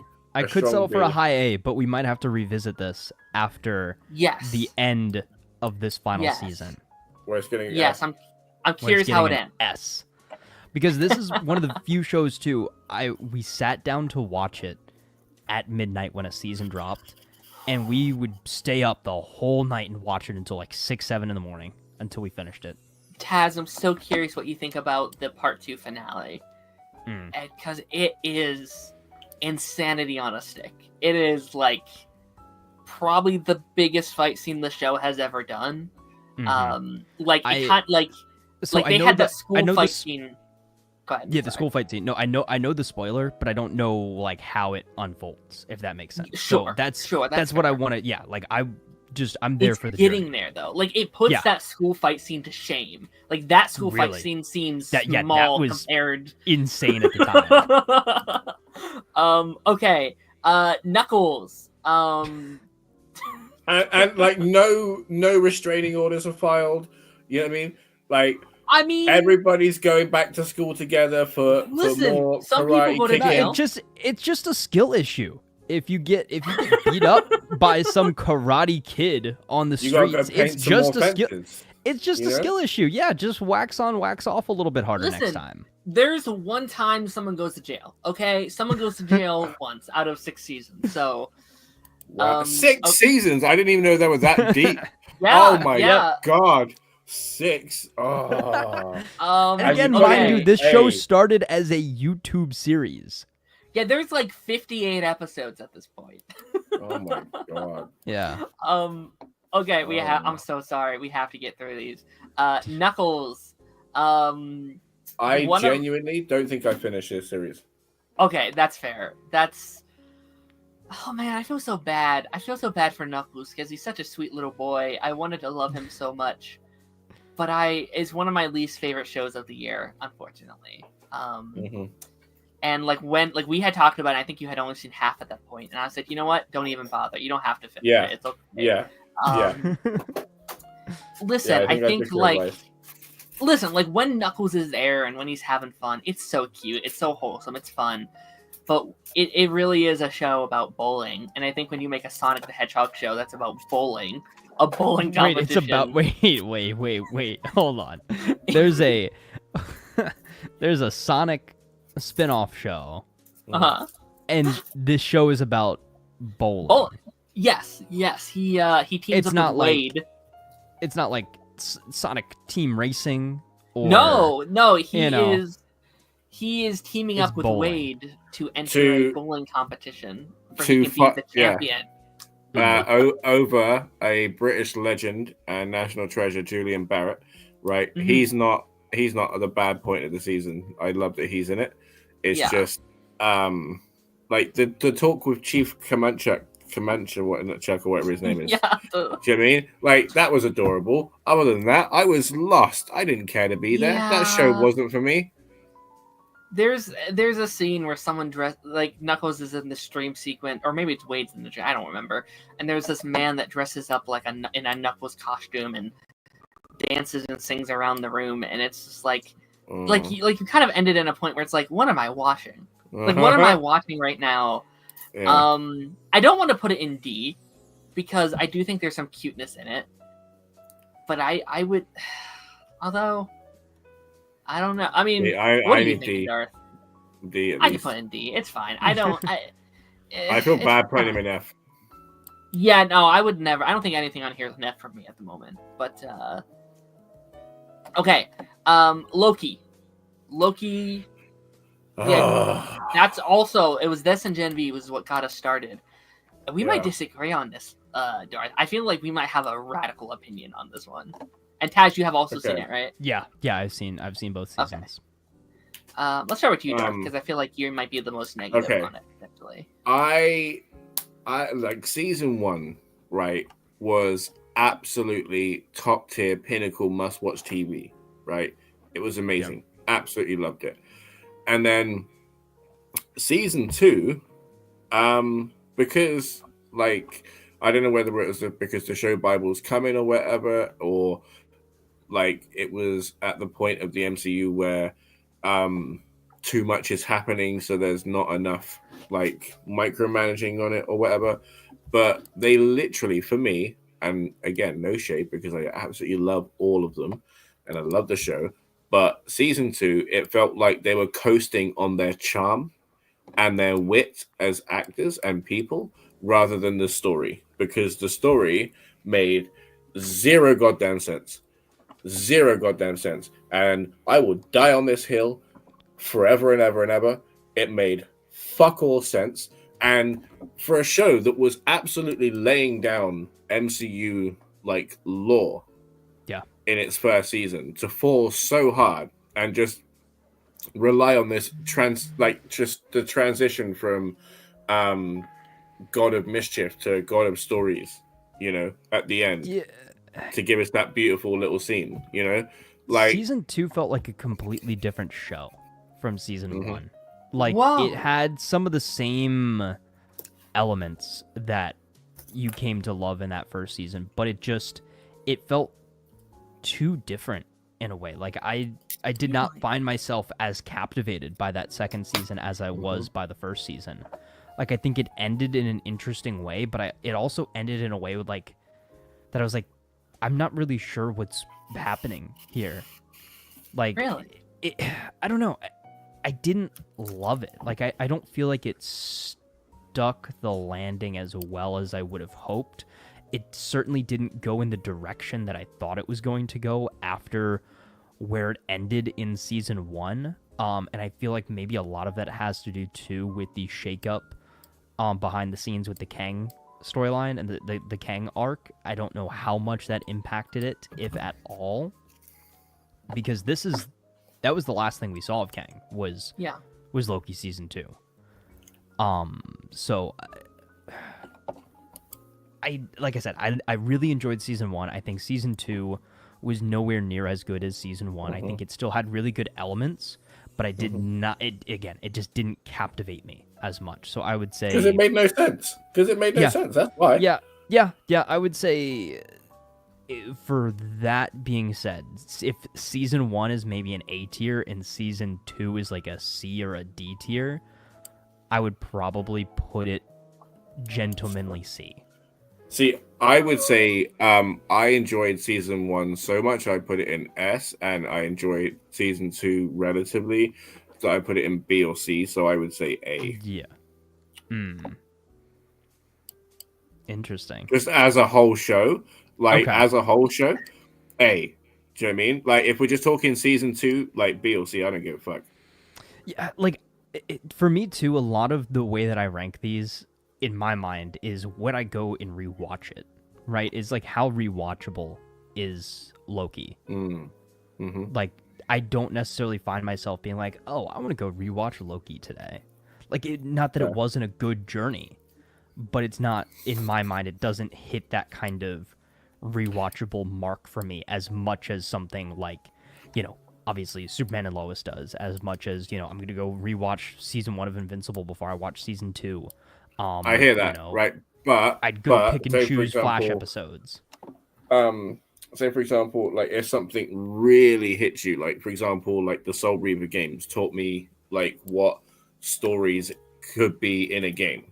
Do you know what I mean? Like, I'm not replaying that every day. Do you know what I mean? Yeah, But true. It got me. Do you know what I mean? And it always still makes an impact today, right? Oh yeah. So I would say the same about some Invincible that I've seen.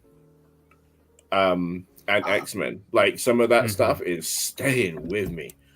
I really can't. There's something I want to say about season 2, but I'm just not. I'm just saying nothing. But oh my god, yeah.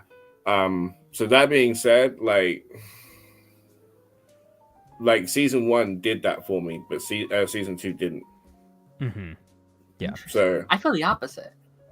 I thought season Really? 1 is like a B and A. I think season 2 is an S tier. I think season 2. Wow. I think within the like Disney Plus stuff, it's easily my favorite live action show. I think it's in my like top 5 MCU things. Like it was before season 2 for me. Yeah, same. Yeah. See, I'm the other way. I thought season 1 was kind of. I thought it was good. I'd rather watch Moon Knight or Hawkeye over this at this point now. I know you did. Moon Knight is amazing. I'm glad Moon Ryan Knight liked Moon Knight. Moon Knight S tier. Oh no! Moon So Knight. I'd put that shit in B. No. Okay. I would defend Moon Knight right now. For me, I would overall say it's A. For me, Taz, you said C. Is that what you said? Either C or B. C or what B. did you say, Darth? Fully A. Like altogether A, but if it's only season 2, B or C. Let's do a B then. Let's put. Yeah, I think. Let's settle for like a high B. Yeah, like a high B would be somewhere in the middle there. That's fair. I feel bad because that hurts my soul, but OB was absolutely adorable, but that whole thing. Right. At the end. I love that ending. That's honestly one of my favorite endings of any show ever, to be honest. Like him becoming the god of stories, him coming through and holding all the timelines together. Like I love Mobius, I love Obi, I love these characters. I loved like Loki's transformation throughout the season. Like I don't know, man. I can get like To be fair, though, like in your defense, Darth, I also do understand like someone who's a stickler about like timelines and continuity and stuff like that. The continuity didn't make much sense. That would be one criticism I would throw at it. Like there's some of that is like, okay, turn your brain off for season you have to 2. turn your brain off a little bit. Yeah, it's very. I can understand that bit. Okay, your favorite show of the year, Monarch: Legacy of Monsters, obviously. Oh wow. Let's throw that up in S tier. I don't think you didn't finish it, right? Or did you? Yeah, finish it? I think I finished it. I think I'm up to date. Okay. Yeah, because I've even watched Godzilla -1 now. Oh, that's such a good movie. Yeah, which I have real thoughts about. Such an unlikable protagonist, honestly, ridiculous. But yeah, Monarch. Honestly, I think I was a little hard on it. Okay. I think because I am really interested in Doctor the Doctor, what's her name? The Doctor that gets taken into like the Hollow Earth and stuff, you know. Right. I'm interested in her and her family. It is cool to see like the legacy that the Monarch thing has created. Ironically, you know, they do the monsters well enough. I don't know. It's just like at a point, it's like, why are we here? Sure. You know, your thing started to stray from the mission so much. Like you're doing your thing to change how it operates at the start. People outside of the corporation and inside the corporation in the movies are also affecting how it is to get back to the original focus, which is Godzilla's a hero, not a villain. Do you know what I mean? So at that point, it's just like, we get it. Do we really need like a season 2? Who's that for? Like, just so Kate can go off and like, because again, we're talking about somebody that makes really bad choices. Like, with the Monarch series, we don't get the best of people. Do you know what I mean? We get people making quote unquote heroic decisions in a dangerous moment, right? But for the most part, everybody in the show is absolutely selfish. Yeah. I think, I mean, I really enjoyed it. I didn't like, I didn't come out of it being like, oh my gosh, I love this. I was like, yeah, this is a solid, fun little show. I'm happy it's getting a season 2, but also, like, you just mentioned, like, oh, hey, like, what's her face's name or whatever. I was like, I don't know these characters. Like, they don't, like, it's not a super memorable show. Like, if you're like, what happened in Monarch? I'd be like, I don't know, monsters, I guess. You know, like, it's, you know, it's super silly in the back half. It's super sci-fi. I enjoyed it. I would probably give it like a low B personally, but I would be totally okay with like a C if you want to give it like a C or a D or whatever. I'm happy with C. C? I can set up for C. I can set up with C. Okay, I have to use the bathroom really quickly, but I'm gonna set you guys up for Agatha. Agatha all along. Taz, let's actually start with you this time. Yeah. What's your kind of take on Agatha?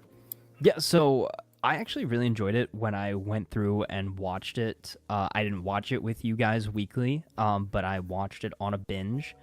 And when I did, around the time that I watched it, it was, you know, like right after the series had fully finished airing. I saw some talk about it online. I listened to you guys talk about it. I actually really liked it. I found it as a very fun show. It was a very good, like, kind of episodic series. Like, I think the flow from episode to episode was really good. I think that the show works very well on a binge. I could definitely see, you know, finding some issues with it if you were maybe watching it week to week. But binging it all the way through, I really enjoyed it. I thought that the Witch's Road song definitely got stuck in my head. That was kind of fun. But yeah, I enjoyed this series. I think it's not super crazy, not super impactful as far as like, you know, larger MCU story, but as far as like the mystical, magical side of the MCU, I think it definitely gives us something to kind of look forward to going on in the future. We have an idea as far as, you know, what we're going to see going forward with these characters, you know, maybe leading into Vision Quest and that sort of thing. So I enjoyed it. I would say probably like B tier. I think solid B for Agatha. What do you guys think? Yeah, WandaVision's better. Totally. Ooh, I actually think I like Agatha more. Ooh, I think strong take. We need to chat about that one. Yeah. I actually like Agatha more. I think just Really? because I think it has the better ending. I think it like I think Wanda kind of like falls on its head in the last couple episodes, where I think Agatha feels like it has a better full story. Like I think it kind of Agatha keeps couldn't its tone. exist without WandaVision, though. Sure, but I mean, you could say the same thing about like Smallville and Arrow. Like Arrow wouldn't have happened without Smallville. Yes, true. So. True. I would give. Yeah. Where would I put it? I don't know. I'd probably give it like a. Like, I like it more than everything we have in B, but I just think that's because it's a joined list. I'd probably put it like a B for me. I mean, not low, but like it. Yeah. I would say like high B. High B. See, honestly, I would say with. Up until like episode 4 or 5, it's all high A. And then like it was going for an S, and then it fell on its face. And I'm so upset by that because this was and still is kind of one of my favorite Disney Plus shows, MC shows and that. But again, the end, I feel like some of those things could have been answered before. Do you know what I mean? I understand that like there was a reveal that the Riches Road was fake, right? But you could have separated that from the Nicholas Scratch story, like a little bit. Do you know what I mean? So then the ending could have been a bit different. I feel like having the big climactic fight and then having like this is what it is afterwards. I don't know, especially like week to week and stuff. Like it was, I don't know. Okay. Yeah. Oh, dude, like that whole thing with the clairvoyant witch, and Jen. Like I love the cast so much. Like Patti LuPone's character was easily my favorite. Episode because 5 was amazing. When she was being scatty, she was not being scatty like whatsoever. Like she was playing 3D goddamn chess. It was sick. I loved it. And I actually agree with this. Down a bit. I actually agree with that because again, I think we slightly disagree on like the whole twist of it all. I actually really liked it, and I think like looking back retrospectively, like oh my gosh, she did know the whole time. You could spot the little thing, like you can see the thing in her eye, and her being shocked at why it opened, and blah blah blah. It's like oh okay yeah. I do think it kind of makes it a little bit more rewatchable. I guess my only my own criticism is I think like there is so much story that I also did want to explore more of. Like there's so much of that lore and these characters, which is why I do hope it gets some kind of season 2, or we get to explore like I think death and stuff like that more because there is so much there I want to see more of. That's the only foray into witches we have. We keep seeing warlock power and sorcerers, which there are women in there, but they are women sorcerers, right? They are male and female sorcerers. It's a completely different sect of magic. It's eldritch magic. Yeah. This was witchcraft and dealing with death as a force, which the rest of the projects have alluded to, but hasn't actually shown, which has been great. Okay. Yeah. All right. Next, we have Hell of a Boss. Oh yeah. I might just let I know you guys love this one. I might just let you have this one, Darth, because I feel like you're also going to put this one in S. Oh, hands down, because This Is Fighting has been Hotel for top spot because they're 2 seasons in and they're still not missing. I said to Tyler earlier, like these Stolas and Blitz are like Ross and Rachel, and I'm so glad, spoiler alert, that they finally sorted their shit out. You're at a bit where like they're dealing with like ramifications of. Uh-huh. But yeah, like they're like it's finally done with. It's like there is like a whole bunch of people's secrets out in the same time in hell that you're having the whole like uprising in the Pride Ring with like the extermination and stuff, and we wonder how many other rings are affected. You have the stuff on this side of hell in the other rings with Asmodeus and his relationship with Fizzarali being publicized, and how and the fact that the IMP are imps that are a self-run business, which has never been done before because Satan made them to be docile and subservient, and here they are, a self-employed running their own assassination business. There's a complete shake-up in the hierarchy, especially now that Fizzarali's quit and is presumably going to be working with Asmodeus and by himself. Do you know what I mean? Like, this show's insane. It's got just as good songs, right? And like, there's some characters in there you hate, love to hate. There's characters in there you love, characters that you're rooting for. And honestly, it needs to be picked up. I mean, I'm happy it's on YouTube and it's free, but this show genuinely needs recognition because the work that they're putting in is just as stellar as Has Been Hotel. It is. I think I do slightly like Has Been Hotel more.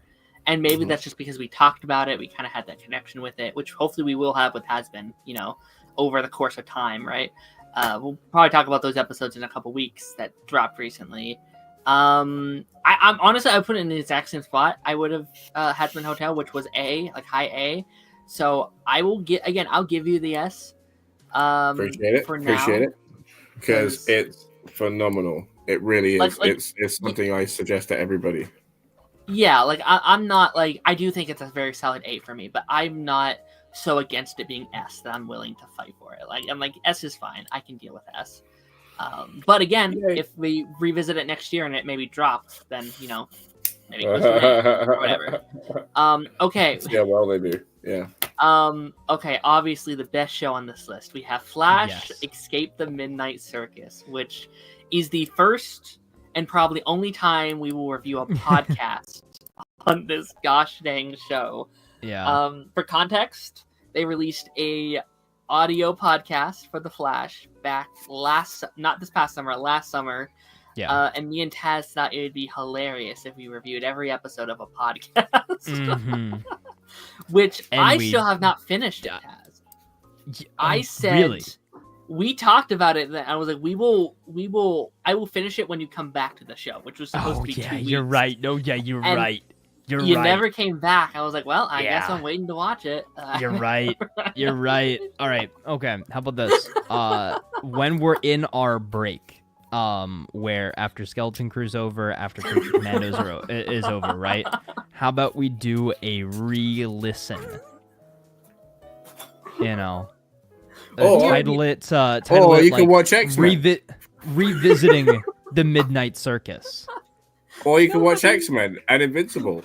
Yeah. It was so funny. Every week, everyone was like, what the hell are you guys talking about? What Flash show are you like, what is this? It was like Captain Cold and nobody gave a shit. Barry and Iris do some weird puzzle and somebody dies. It a minuscule chance. What was it? Blue Beetle was playing tennis or something. You know what? It was fun. It was really, really fun.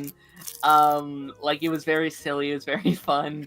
Yeah, like the scenarios they put themselves in and how they use this. I love that actor. That's the actor from New Girl, and I think I would actually be okay if they casted him as their DCU Barry Allen because he's really good. Interesting. I don't know how high I can rank a podcast though. I don't. Yeah. I mean, B. Yeah, honestly, it wasn't half bad. Honestly, it was better than the Flash. It was better than the Flash movie. I'll give it that. So I think B tier. Okay. It's not too hard to be better than the Flash movie, mind you. My one critique is that it's technically, they said a sequel to the Flash movie. It's technically canon, yeah. They said it's canon to the DCEU, and we talked about it every week, but that can't be true. There are so many continuity errors. There's so many, it's very clearly they made a Flash podcast, and then they're like, "Oh yeah, it's totally canon to like the DCEU." It was like, and then they just like no, they it's threw not. They threw it on the Blu-ray special features too, didn't they? And it's No on way. Max. You can stream this on Max, which is Yeah. crazy. Like, You can wait, watch so it what on comes? TV. Like, what's your visual when you stream this on Max? Is it just the logo for like it's just the 2 logo. hours? Someone will animate it eventually. Well, we Yeah, were it's actually just just a talking about logo. it before you came on. We were like, yeah, got to get somebody to like animate it. No way. No, Oh my not gosh. legitimately, but like. Okay.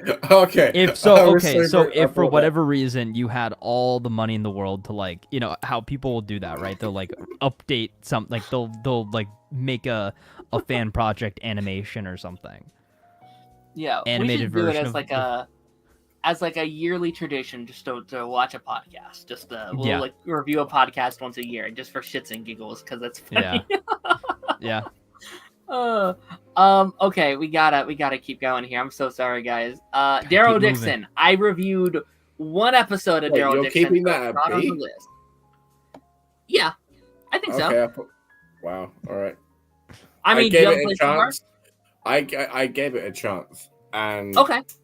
like you guys crack on in it. I listened to some What's of your it, placement and though? Because your vote counts, man. I will 100% place it your would vote. be F. It would be F. Oh wow. Oh. Hmm.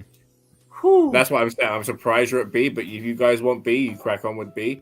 I've been No, given I mean 2 yours X's, yours I'm counts. fine. So I mean, See. okay if you brought it down to C, just to be a little bit Wow. closer. Yeah, I mean, I had fun with it. Again, I thought it, I Again. did, yeah. Again, I genuinely don't feel like I should get a vote in this one because I give it the minimalist of chance. One I episode. heard, yeah. I heard one, and I was like, "What have they done? That- What is this?" I will say that No. first episode is really frustrating because it's just Barry being like the most dickiest person on earth. Like he's just being the biggest jerk. It's like, Barry, you're fucking up your whole relationship. But yeah. Yeah, no. Yeah. I at least had fun with it though. I thought it was. I'm glad you and guys to- did. Yeah. And like, to be fair, like having a Flash podcast where Barry doesn't have his powers is a bit like, all right, you know, like it's very CW coded like that. But I don't know. I still thought it was fun. Okay, Daryl Dixon. I reviewed the first episode of season 2, so I got put on the list. I don't think anyone else here has seen it, right? Nope. No. Okay, just making sure. It's a C for me. I think both seasons are pretty solid. Well, I'll do like a low B for me because it's solid stuff, but nothing that's like impressed me yet. So it's a B. Okay, now this is the one. This is the last one where I'm very curious to see where it lands, Where is it? and that's the Acolytes. Oh, you know where I'm going, baby. S tier, S tier, S tier. Oh, all right. You know what? Are you guys both S? Absolutely. Okay. Let's do it. I will settle for A for Acolyte. How about that? I will not. That's the compromise. Dude, right? We But got I loved Jackie. it. I loved it. Goddamn Jackie, dude. Like, goddamn Jackie. Like, Got what they turned did into to... Swiss cheese. Oh, my God, right? So- Master no. Soul, I mean, come on. Speaking Like, of, I have his lightsaber now, yeah, right? I have his and Master Vanastra's lightsaber, right? They gave us the lightsaber whip. They gave us both Darth Osha Plagueis. and May, right? Who were both Yeah. very interesting characters and played very well by blanking on the name at the moment. Amanda Stenberg, right? Mm-hmm. She did great. Everybody did really, really good. And Yeah. the way that they brought martial combat into the Star Wars universe and made it not like because like they were obviously fans of Knights of the Old Republic, the games, right? Because Yeah. there's a line in there that says that like we are but children playing with toys compared to the legends of old and stuff, right? The paraphrasing. Mhm. And they took that and ran with it, because they showed that the people that have the lightsabers now, like, yeah, they have some epic fights, but the guys that had them before, like, they really were using them all the time. You know what I mean? Yeah. They were Yeah. much more combative, which kind of is against their decree, but whatever. So that, yeah, and then they played in the fact that they took the chance and the swing to show that the Jedi are not infallible, that they are just people the same as everybody else, that their religion shows that they strive to do that the best they can, not that they always do. Okay, the Jedi Order isn't chock full of just holier than thou Yodas. There are people in there that make the wrong choices. The And Jedi we are have flawed. seen what I love that, right? Because that makes them so much more interesting. From my point of view, the Jedi are evil. Like, they really went all in on that. And I think you brought up a really good point, is the fact that they did their Old Republic thing without having to go all the way back to the Old Republic era. Like, I know that this is technically High Republic, but we've never seen this outside of comics and audiobooks and things like that. So I think it was very fun to kind of go into a different era, still have things that you are familiar with. Like, we had familiar elements. We got our look at Darth Plagueis. We had a proto Sith with Chimere, Smilo Ren, as a lot of people like to call him. I thought he was great as well. Probably my favorite part of the show. And that kind of, I guess, breakdown of, take a look at things from a different perspective. Look at what the Jedi are doing. Look at what I'm doing. Who's really in the right and who's really in the wrong. And I think that morality play was very interesting. I love the show. I think it's another one of those things where it's like, in the same vein as I saw people hating on Gotham Knights, I saw people hating on the Acolyte.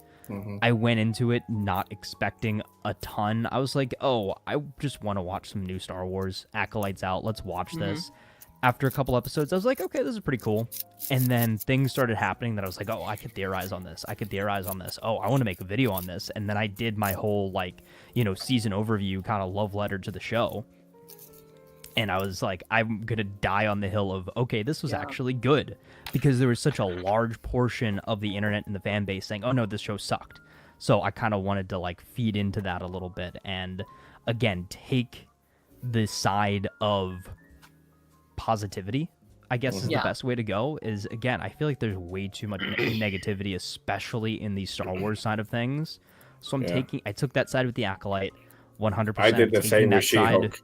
Yeah, taking that side with Skeleton Crew as well. I haven't seen nearly as much discourse online, regarding Skeleton Crew. But again, I think Acolyte was fun. I think, again, it's one of those things that was prematurely ended. It did not get its fair ups. Nope. I think, whether we get a continuation, say, comic book, a animated series, something, like, I want to see more from this world. They gave us a Jedi so much stuff. Yeah. They set up so much stuff, and I know that the big complaint is like, oh, the creators don't understand Star Wars. They don't know Star Wars. I saw a quote from the showrunner, and she seems like a real, genuine Star Wars fan. Yeah. Like, I think that's such a silly argument. I think everybody who does this, to an extent, is a fan. So, again, I would have loved to see more.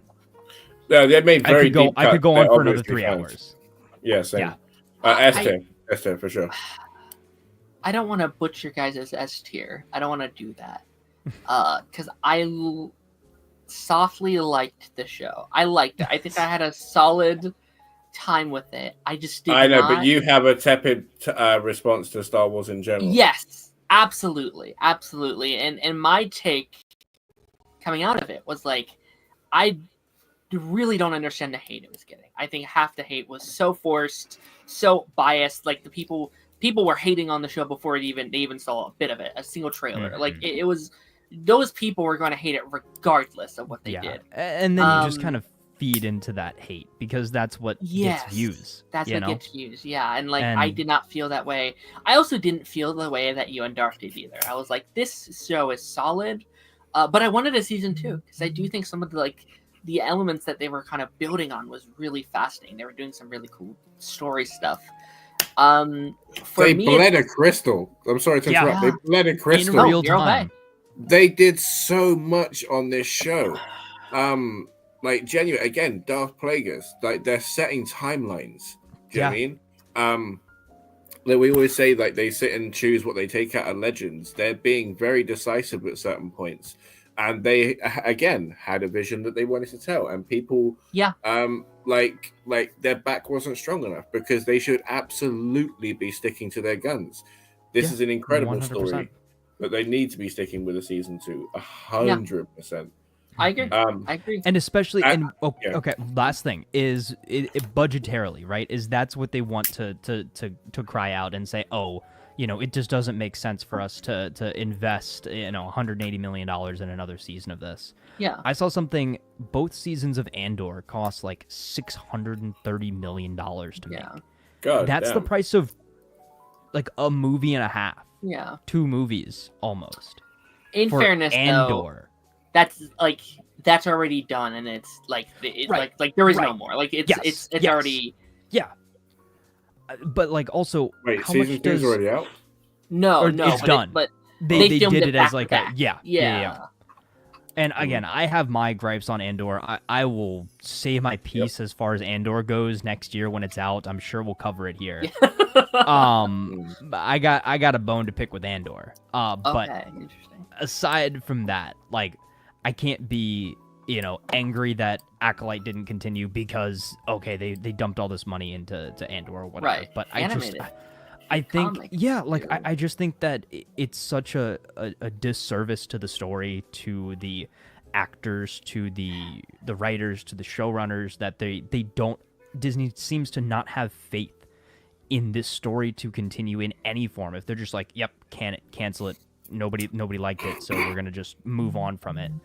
Versus say, hey, okay, let's take stock of what worked, what didn't work, what fans liked, what fans didn't like, but also stick to our guns, still tell the story that we want to tell, but maybe make a couple of changes as far as like, you know, set design or costuming or choreography or, you know, the writing goes, that sort of thing. You know, polish it up a little bit, but still tell that story that you set out to tell. Yeah.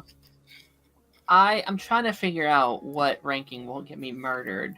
If I did a low B, would you guys be mad with a high A? If that's where we met. No, I'd be content. Yeah, I'd be content with the A. I'd be content with the A. Whatever, sure. Okay, I get that. That's a compliment. Like I think I would do like a high C, low B for me, like just as a show that I think was okay, right? It like to me was just like, yeah, this is all right. But again, I hope it gets more someday. Like again, if they do some kind of animated stuff, some kind of whatever, that'd be fun. Okay, we got to round this out. I feel like we've wasted most of our time today. I'm so sorry, guys. This is one that you talked about once, Darth, and that's Shogun. No, I have not seen Shogun. I've only seen the first episode. Oh my god, I'm so happy you put this on here. Oh my god, I was gonna say, can we have an honorable mention and talk about this show? Yeah. Wow. Yeah, you talked it one episode, and I remembered it was in my noggin, so I threw it on the list. And more is coming as well. So by season 2, maybe I'll get caught up or whatever. Right. See, that's where my gripe is, right? Because this show is perfect, start to finish. It's perfect, right? I will say, John Blackthorne, the actor, took some growing, right? But that's a personal thing. This show, start to finish, is perfect. It is a pure love letter to the book. The dedication that they show in showing their culture, like the costumes, not costumes, but like what they wore, but obviously costume designing, right. Like absolutely all of it. And the story was so intense. And yeah, like it led to a thing. I think like the end of the season was really, really good. Would I have done another thing? Yes, but the thing they chose was still really perfect. Yeah. So, boom, it was done. And then I'm like, that was amazing. That was a really good story. And they're like, season 2. I'm like, wait, what? What do you mean season 2? Like, we're done, right? I thought we were done. They Stranger Things did. Yeah. So that's where I'm gonna be like, okay, we might be to revisit this because it's S tier now, but you could really mess this up, really mess this up. And again, there's a lot of good actors, but like I don't want it all to be riding on Hiroyuki Sanada. So, sure, like,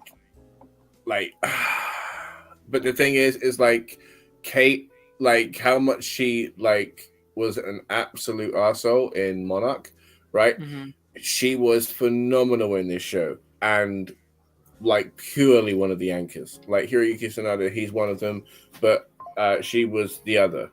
She was so good and so believable. There wasn't at any point in the show that I was like, oh, I'm just watching people messing around in cosplay. Like, it just felt like we were there the whole time. Yeah. It was a stunning show. I agree. I actually don't agree because I only saw one episode, but no, I thought it was good. Chaz, have you seen it?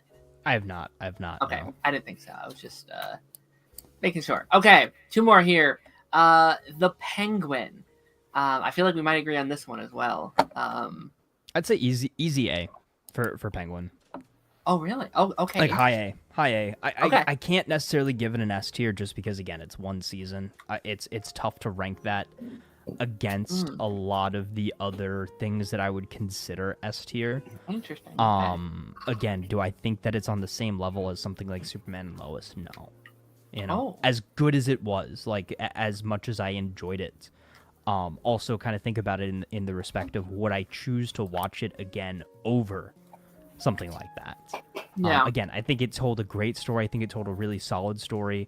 I think cinematography-wise, set design-wise, just production value, Penguin was one of the greats. But I just can't bring myself to bring it to an S, so that's why I would say high A for Penguin. Okay. How about you, Darth? I would say we're not getting a season 2, are we? Like, you know what? There was recent rumors that we might. Matt Reeves did say he was bouncing off some ideas of a season 2, and I hope that they don't do that because as much as I love it, I want them to. It needs to be a one. It needs to be one and done. There's too many things. Series and movies alike that they make sequels for things that don't need them. Yeah. So as it stands, as a standalone series, I would say it was perfect in my opinion. I would say S tier. I agree. Because the theorizing that we were doing, the left turns that it kept taking, even me being creeped out by John, the Doctor. Do you know what I mean? Yeah. Like all of that was supposed to happen, you know. And his mother, Frances. Oh wow, both of those actresses that played that character, outstanding. And then Little Oswald and everything, like just oh my god, there isn't a thing in it that I would change. There were sitting there things that like, oh, I think this would happen, or I want this to happen, or whatever.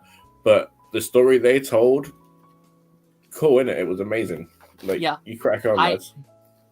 I agree, and I think like I have has this logic, but reversed, where because it's only one season, that it can be this S tier. Like it's not. Hopefully, if they don't do a season 2, like it's not going to be moving up or down. You know, all these like I think like X-Men, I feel bad putting an S tier because there is only one, and we're getting more, so that might change. Where the Penguin for me, like this is it. Hopefully, right? Like this is the standard, and I agree with you, Darth. I think it is a perfect show and probably one of the best produced shows we have on this list from just like production design, acting, you know, like cinematography, probably the best performance we have in here with Colin Farrell, just acting his butt off. Just like one of the best, like he deserves to win best lead actor in a series like at the Emmys next year. Like all these things I just think is like culminates in a perfect ending. Every episode, like episode 1, I was like, I like this more than the Batman, and so for me, it's also an S tier.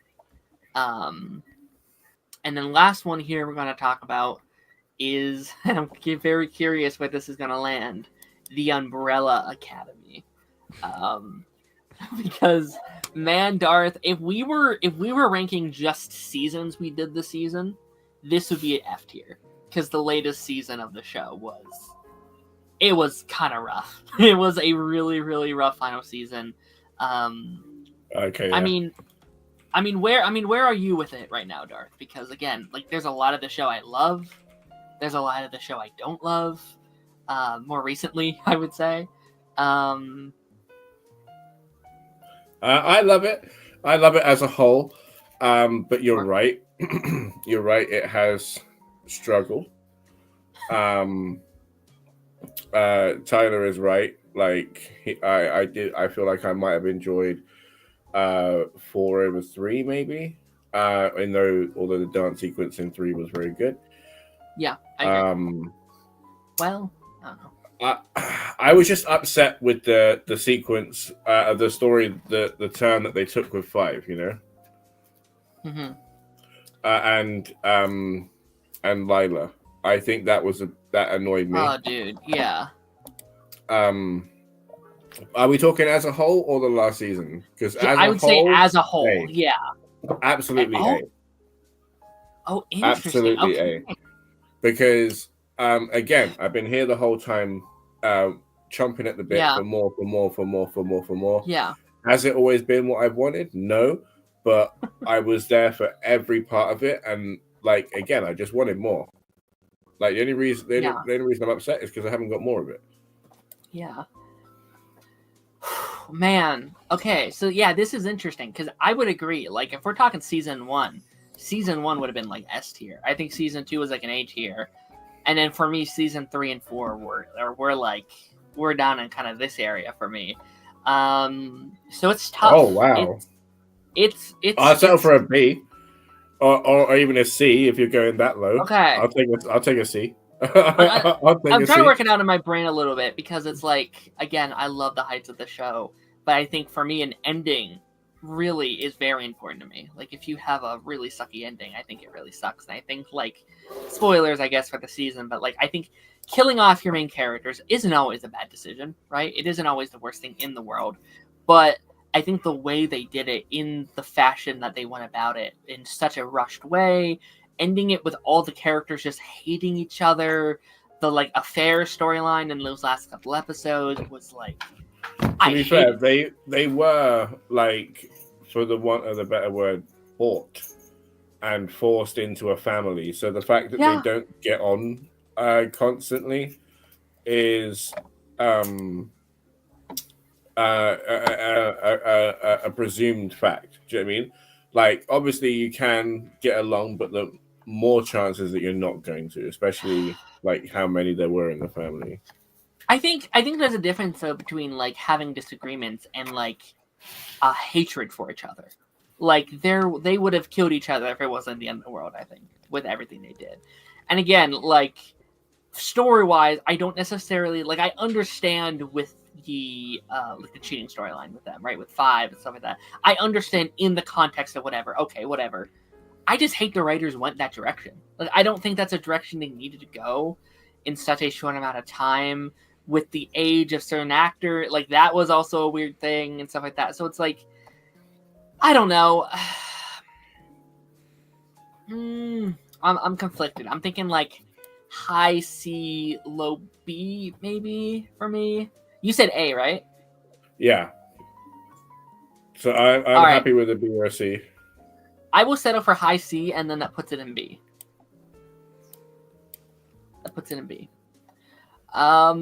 So this shouldn't affect your ranking, but this is one of the few shows that I started the first season and never finished. So this would be like F tier for me. So that's all I'm gonna say. Yeah, I love season 1. I just couldn't get into it.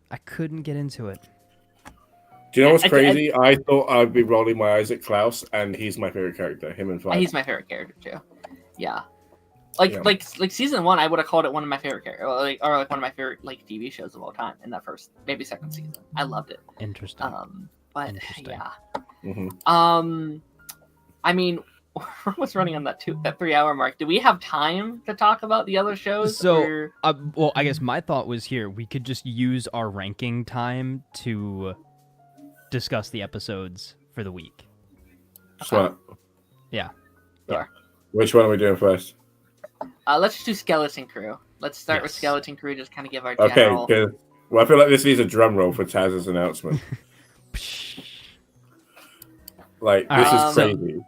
So yeah, so there was a tweet that I bookmarked from somebody pretty much right after the episode came out, because this dropped Christmas Eve, right? This episode? Maybe, yes. Yeah. Perhaps. Yeah, which was, again, I am somebody who loves watching Star Wars on Christmas. I think that's like an odd, I guess, tradition that I have, but I just remember a lot of years I will rewatch a Star Wars movie or watch something Star Wars related during Christmas time, and I think this served as a very good episode for that. We did a lot more exploration this time around. We go to a new planet. There's a secret, pirate cave that we're looking for. We find the cave after doing some kind of like Tomb Raider-y, exploration. We find out that this belonged to some ancient pirate, whatever. I saw this theory. I thought this was very interesting. So the big, pirate leader guy, right? Could he be the one that founded AfterThe? And something that I completely forgot about, there's this statue outside the school that we saw back during the first couple of episodes that looks like the same species as Neil, the kid with the elephant trunk and everything like that. So just kind of, tying some things together. We don't see the face of this pirate in the hologram. Could the pirate whose, treasure cove we go to, could he be the founder of AfterThe? And could that founder of AfterThe be the same species as Neil? Which would be hilarious, because there was actually a picture I don't have, but early on in the season, again, episode 1, episode 2, like in the garage, it was like a kind of, I thought it was like just kind of something funny. Like it looked like a picture, like it should be like a picture of Jesus, but it was a picture of the elephant trunk person, right? So what if it's not necessarily a joke, but they do look up to this elephant species because they are the founders of the planet? Right. Super okay. interesting, super wild, but that's kind of okay. Yeah. So like playing the other side of it, right? Yeah. He can't be the founder of it because he was searching for it from legend. Right. So I have my counter to that, right? He's searching for it from legend. It does not exist. He finds the planet to then create the legend. And that's why we have all of these. That's why we have all these. Yeah. Okay. 20,000 years later, create an old Republic mint. I don't know. There's holes. There's holes for sure. But like, I wouldn't put it past them for them to do something with that. I like this idea in the fact that I think like he followed the legend, knowing what it is, right? Yeah. Like put some pieces together because he's a smart chap, and then took the overseer position. Do you know what I mean? Yeah. Like maybe he came in as a visitor or a refugee because his ship crash landed. He went and saw the Grandmaster, this overseer, but they, through generations of having no conflict, have just become basic pacifists and data entry people, right? So there's no security presence really apart from the droids, which he could have eliminated that person by the time droids are there and then assume the position, and then so he could still be the guy behind the curtain. Yeah, no, absolutely. Yeah, I love that idea, right? My only thing is like he had what was the droid assumed was a mortal wound in his back, and then But people have been stabbed with lightsabers, so who knows? Yeah. And then I'll add a cherry on top. He's force sensitive too. Right. Okay. Okay, we'll get to the lightsaber. Because he would have had to tell the droids to go and bury his ship and then wipe their memories of it. Because that's like, if it's a case of it just crashed in a place that no one goes, and over time that's happened, we're talking like a long time. Yeah. Yeah, you're right. I'm almost thinking that the state that we found that ship in was more staged than anything.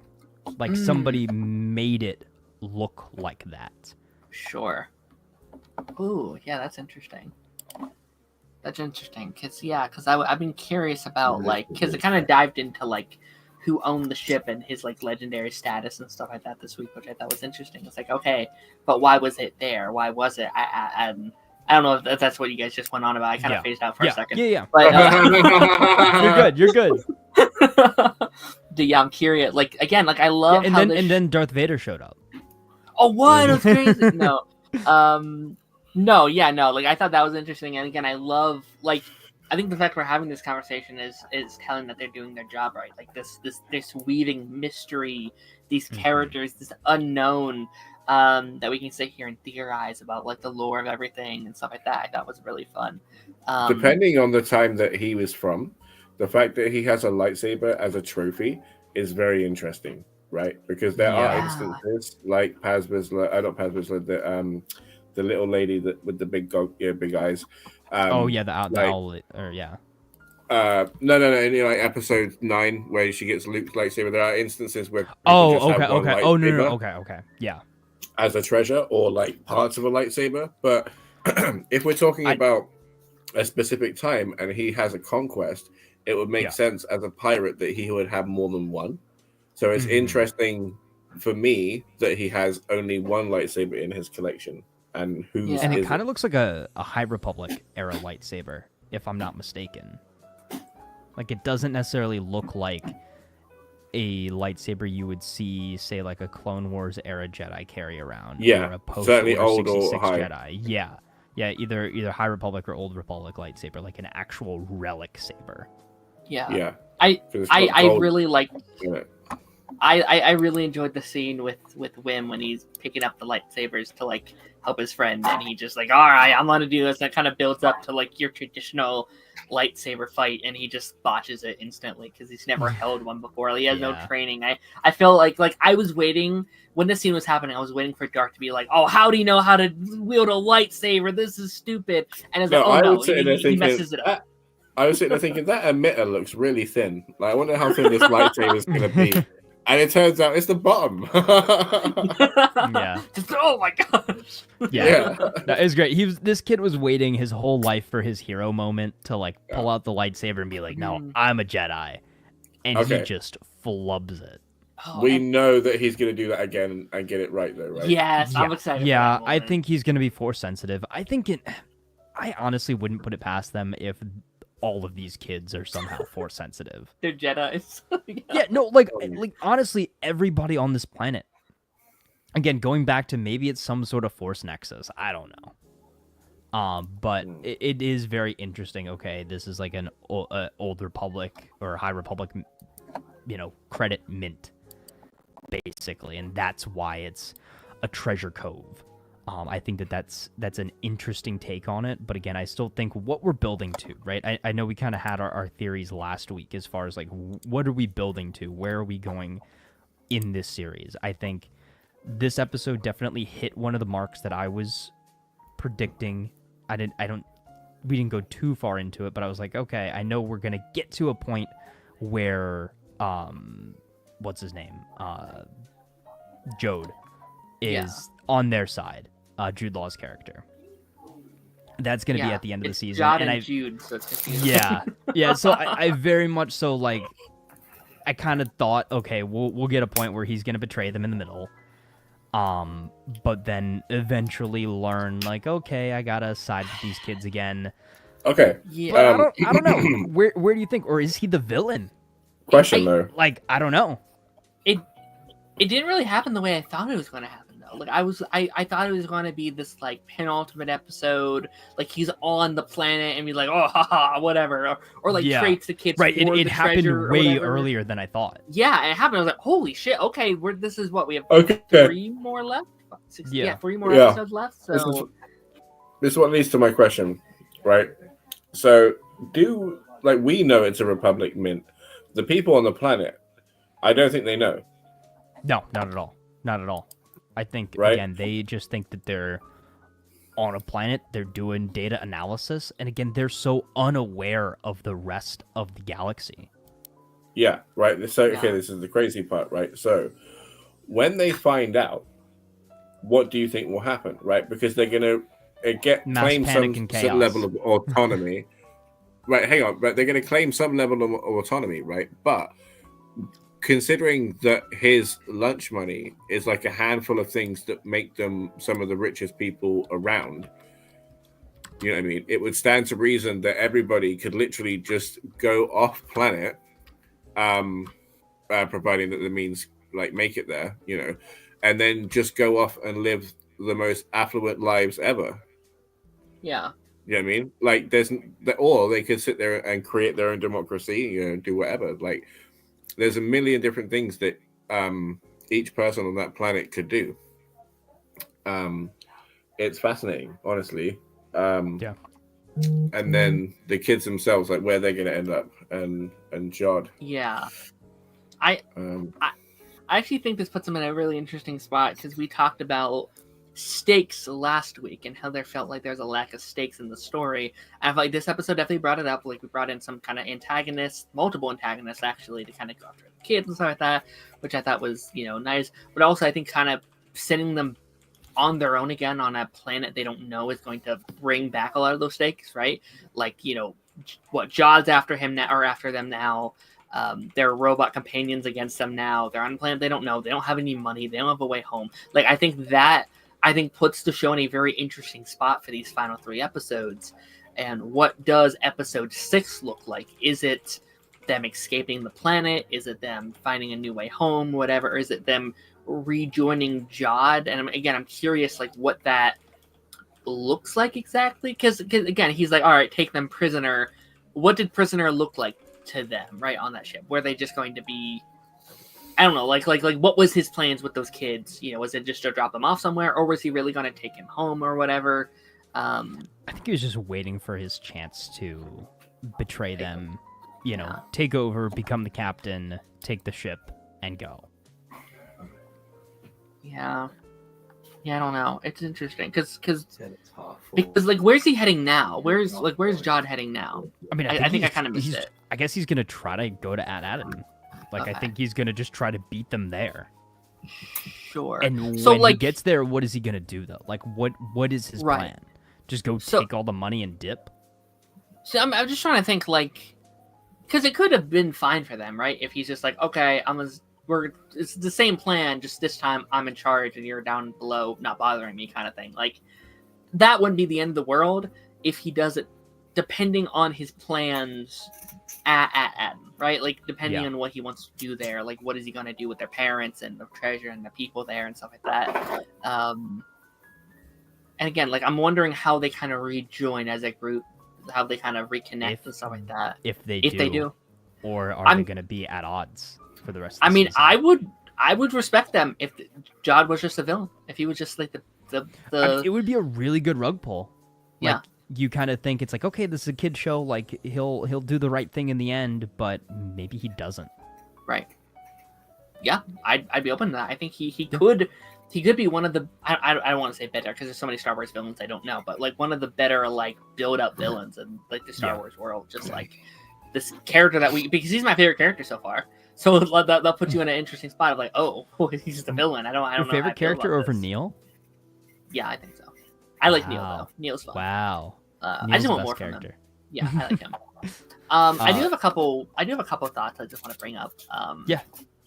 I think I liked Wim's breakdown scene in the little space when Jod comes to talk to him. I thought that was such a kid thing where it's like acting tough and wanting to be on this adventure and just being his thing. But also he's still a kid. He's scared. He's been away from his parents for weeks or whatever. Like, they should all be terrified and scared, and they're hungry and all these things. Like I thought that was such a nice little scene, just such a natural scene about kids and stuff like that. I thought was really nice. I don't know how I feel about what they're doing with. Remind me of the robot's name. It's Smee. Is that it? Yeah. Smee, Oh yeah. SM1. I feel like they or 33. Sorry.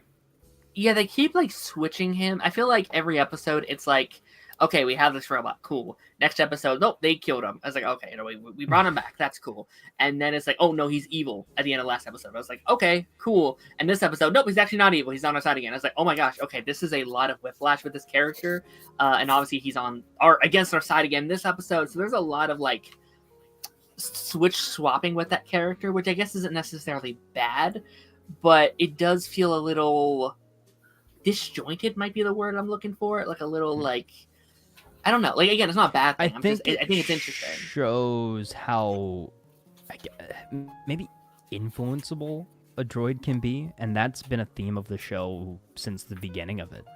How you had, back on AfterThe with what's her name, Fern, like wiping the droid's memory of her, like missing school and stuff like that, and then just the way that you could talk to 33 to kind of get him.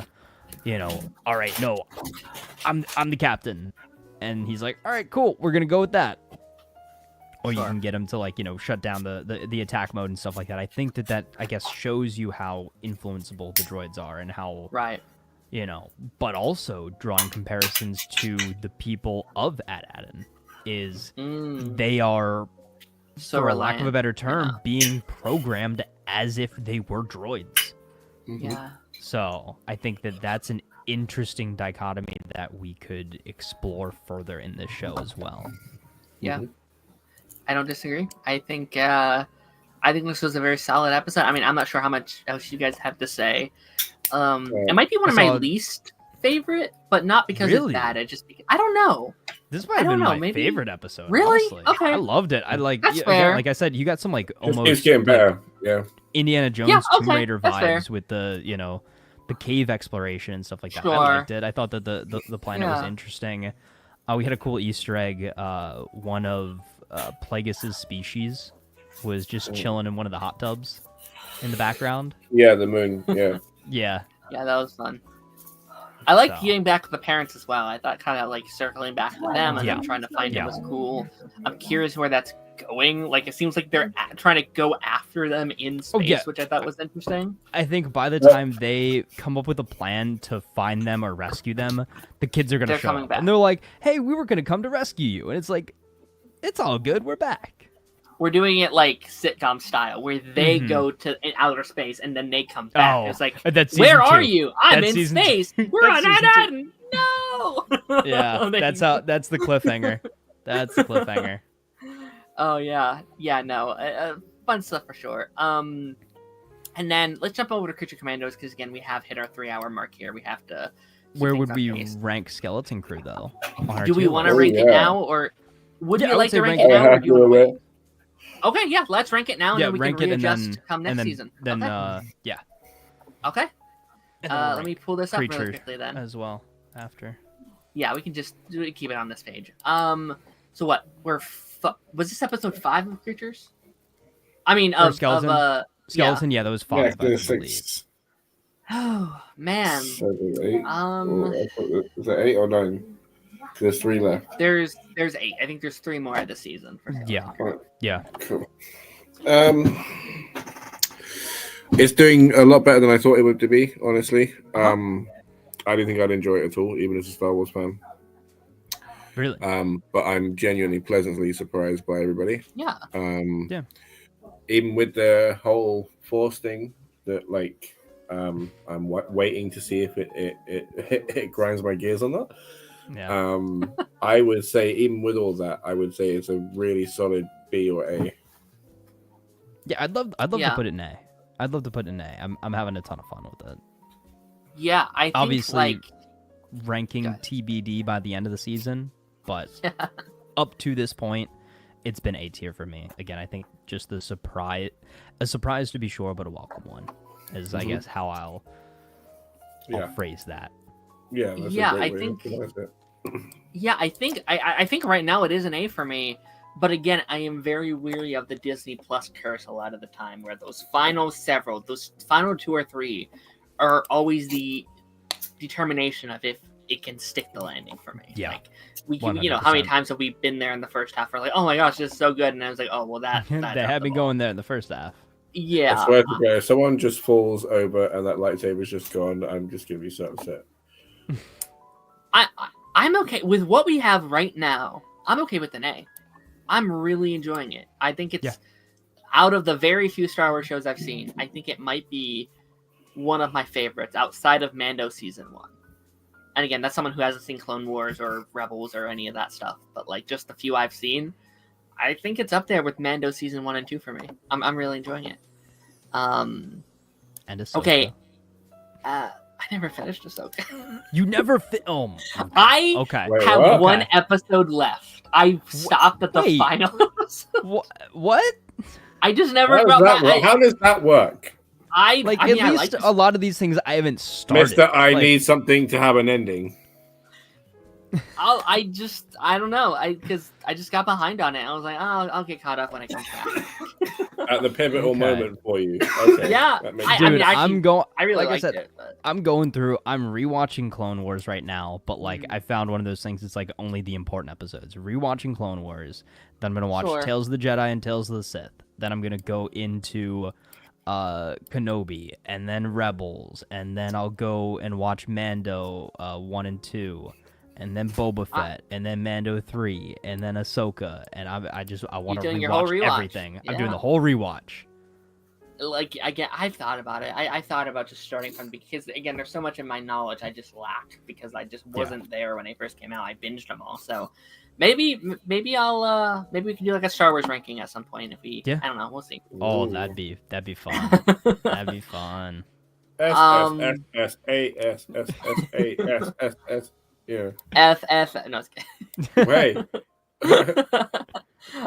okay, Creature Commandos episode 5. Now I will say this was easily, I don't know if this is a hot take, my least favorite episode of Creature Commandos by a large amount. really?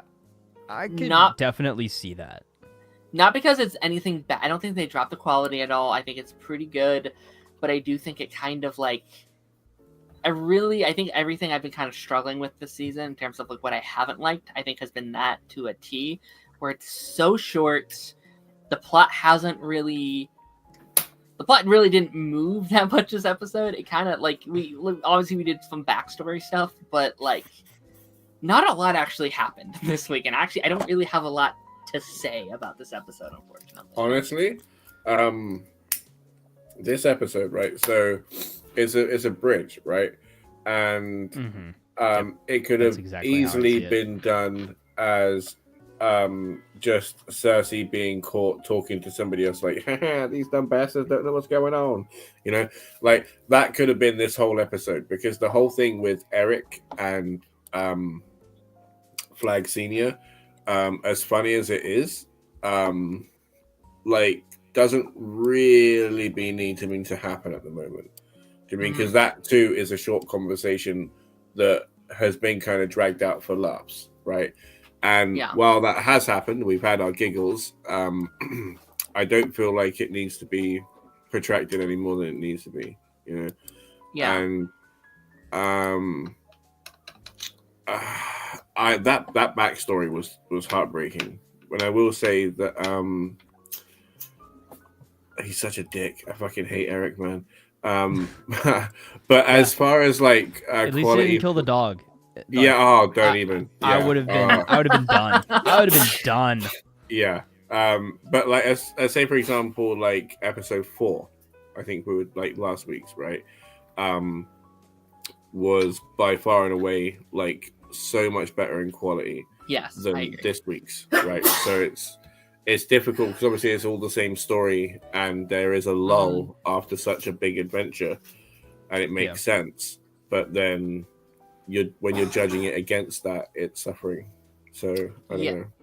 Yeah, I heard, I was on a stream I think last week, and someone kind of mentioned it does kind of feel like the main plot, like excluding the backflash stuff, feels like a movie, right? It feels like a very linear story that we're just getting like 10 minutes of each in each episode. And I think the I think the pacing is really struggling in that regard, where it's like, okay, here's a bit of story, and we're like, okay, and it ends. It's like, what you just started, like it keeps interrupting the flow. And I like watching the show. I'm glad it's weekly. I'm glad that we get to have this kind of weekly discussion.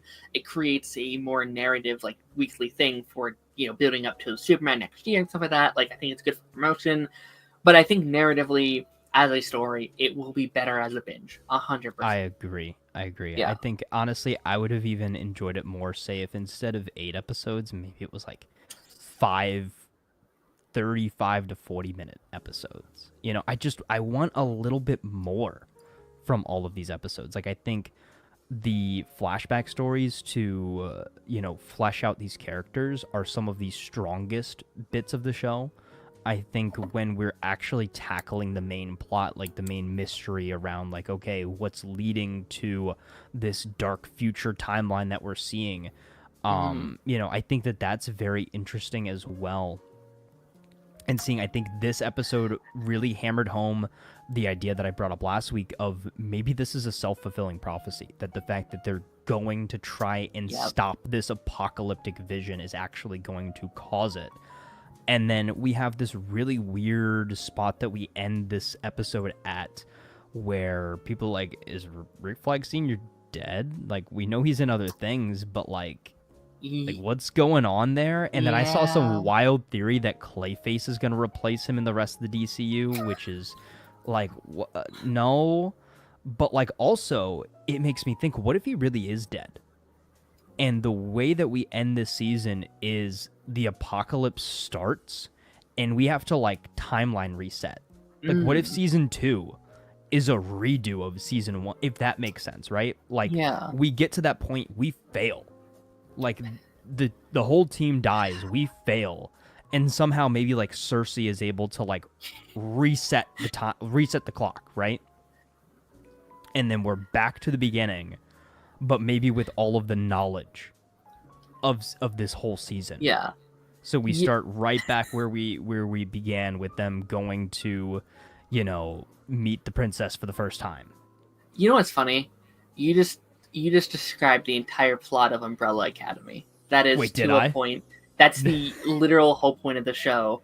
Is like one of the main characters is from the future. He comes back. He's like, we have to stop the end of the world. We have to stop it with all of his future knowledge. And that's like every season is them trying to stop the end of the world. Them knowing what's going to happen. Okay. But I could see. I mean, I don't know if I'd like that, especially as like the first project. No better person to reanimate a corpse than Eric, though. Yeah. Oh, that's not actually a bad true. point. That's not that'd be interesting. And then would that give Rick Flag some powers-ish? But I would say as well, it would also, like, if he is technically undead by that point, then it makes sense him being in M's Suicide Squad, but Task Force M. Oh, yeah. Sure. Yeah, because he would be a monster. I think simplest answer, he's just knocked out. Like, he gets he's just knocked out. They just need to get him some medical attention. That's my preferred solution. To be fair, Eric is not one for nuance. No. Yeah. And he'll probably like beat on his chest, be like, I can't lose my best friend. I love how he's like, I have so many questions. Did the bride talk about me? Like, and when she did, was it in a positive way? Like, how engaging this situation? Yeah, he's so funny, dude. Read the room. David Harbour, again, he is the perfect casting. I think he's doing the best job in terms of like his voice recording, his voice acting for the series. Like, he's just, the way he performs these lines are so funny. It's so natural. I love, like, again, like, I think he's one of my favorite characters because I think he's going to have the most room to grow. Like, obviously, horrible person, and horrible things. He just doesn't understand what he's doing is wrong. I'm excited for this now that we know this is a second season, or there's going to be at least a second season. There's room for this guy to grow, to, evolve over hopefully multiple seasons. I also respect them, like what they did with Rick Flag this episode, where it's like, he isn't invincible kind of thing. He isn't like immune to this. Wait, he isn't what? Oh, he isn't. He isn't. Shit. He isn't. He isn't.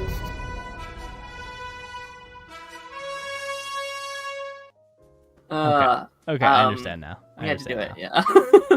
No, but like he's vulnerable. He can't. He's just a man. He can die. Like he can get hurt. And especially also on a team of all these extraordinary monsters. Yeah, yeah. Like especially since we're getting like a Clayface movie, like having him be shown as weak, like appearance 1 or whatever, I think wouldn't have been their best move. So, but again, there's still debate: is this Clayface movie part of the DCU? It is, yeah. He said that. Okay. James Gunn said it is. Yeah. Okay.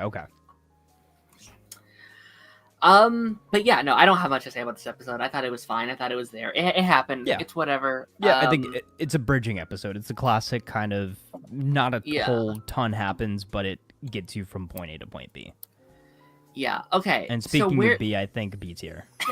Yeah, I'm thinking the same thing. I'm right with you in that camp because I am enjoying it. I am B for bold. I am, man, I wish I was more positive on this show though. Like, I am liking it. I think it's fun, but it's not the like, and I get he says this is like an appetizer for the DCU. I understand that, but I still wish that the first project was a banger. Like, I wish it was like, oh my gosh, this is amazing, right? It's not a Iron Man. It's not an Arrow. It's not even like, I probably like it more. But like, it's a more of like, all right, this is the James Gunn formula. Like, and not that that's bad, but it's just we've seen it so many times. Guardians, Suicide Squad. You know, it's that same sort of, okay, you've got your needle drop moments, you've got your, you know, your licensed music, you've got your ensemble cast, you've got the kind of crude and rude humor, that sort of thing. Again, I like it, but we've seen it multiple times before, and I think that that's why Superman is such a breath of fresh air, because it's a James Gunn project that doesn't feel like the other James Gunn projects that I've come to love. And this is coming from somebody who loves James Gunn, who thinks that Guardians, the first Guardians movie, is the best Marvel Cinematic Universe project of all of them. I'd rank that number 1 any day of the week.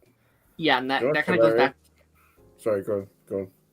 No, like, I was just going to say, like, that kind of goes to my argument that, like, I think I would like Creature Commandos more if it wasn't the first. If this was, like, the number 3rd or 4th project. Like, I think Creature Commandos being the first, and having Superman, and then a month later having Peacemaker, isn't my ideal lineup for the first 3 projects in this universe. Like, that's not how I would have gone about it.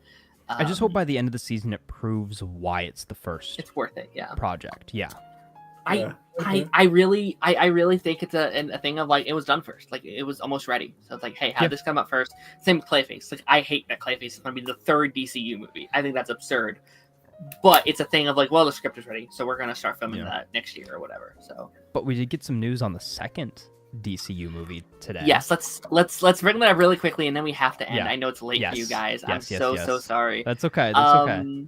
It's been a big one today. Yes, I'm trying to find it. Really quickly. We're just stress testing the PC parts. It's okay. It's all good. Yeah. Darren, did you talk about Jason Momoa being cast as Lobo for the DCU? God. This has been. I mean, Taz. We talked about this a lot back in those early 2023 streams, those summer streams. Yeah. Back when we were having Aquaman, you know, we heard a lot of the rumors for the DCU. Jason's been very vocal about wanting to be Lobo. He's been very vocal. And I always was like, just give it to him. He looks like Lobo. He wants to be Lobo. Give it to him. I love when actors are passionate about characters. It's very much the, like, Dwayne Johnson, like, Black Adam. But then, but maybe better fit or whatever. You know, like, that video of him coming out of DC going, woo, yeah! Like, actually makes more sense if that was the start of the conversation. Do you know what I mean? Because it could not have been Aquaman 2. No. Yeah, well, I loved his reveal of that, right? So he posted the quote from an interview where he was talking about how Lobo is one of his favorite comic book characters, how he'd love to play the character in live action, and if he ever got the call, it would be an immediate yes. as his answer, right? And then the caption on that post is he like posted the screenshot of his quote, and his response is just "they called," and that's great. That's cool. That's how you do a reveal. I would not be shocked in the least if he was one of the first people cast in the DCU. Like, if at the Aquaman premiere last December, James Gunn was probably there. He's like, hey, let's talk later, or something. Like, hey, let's do... Like, it seems like, to me, such a no-brainer move. Like, fans have been fan casting him.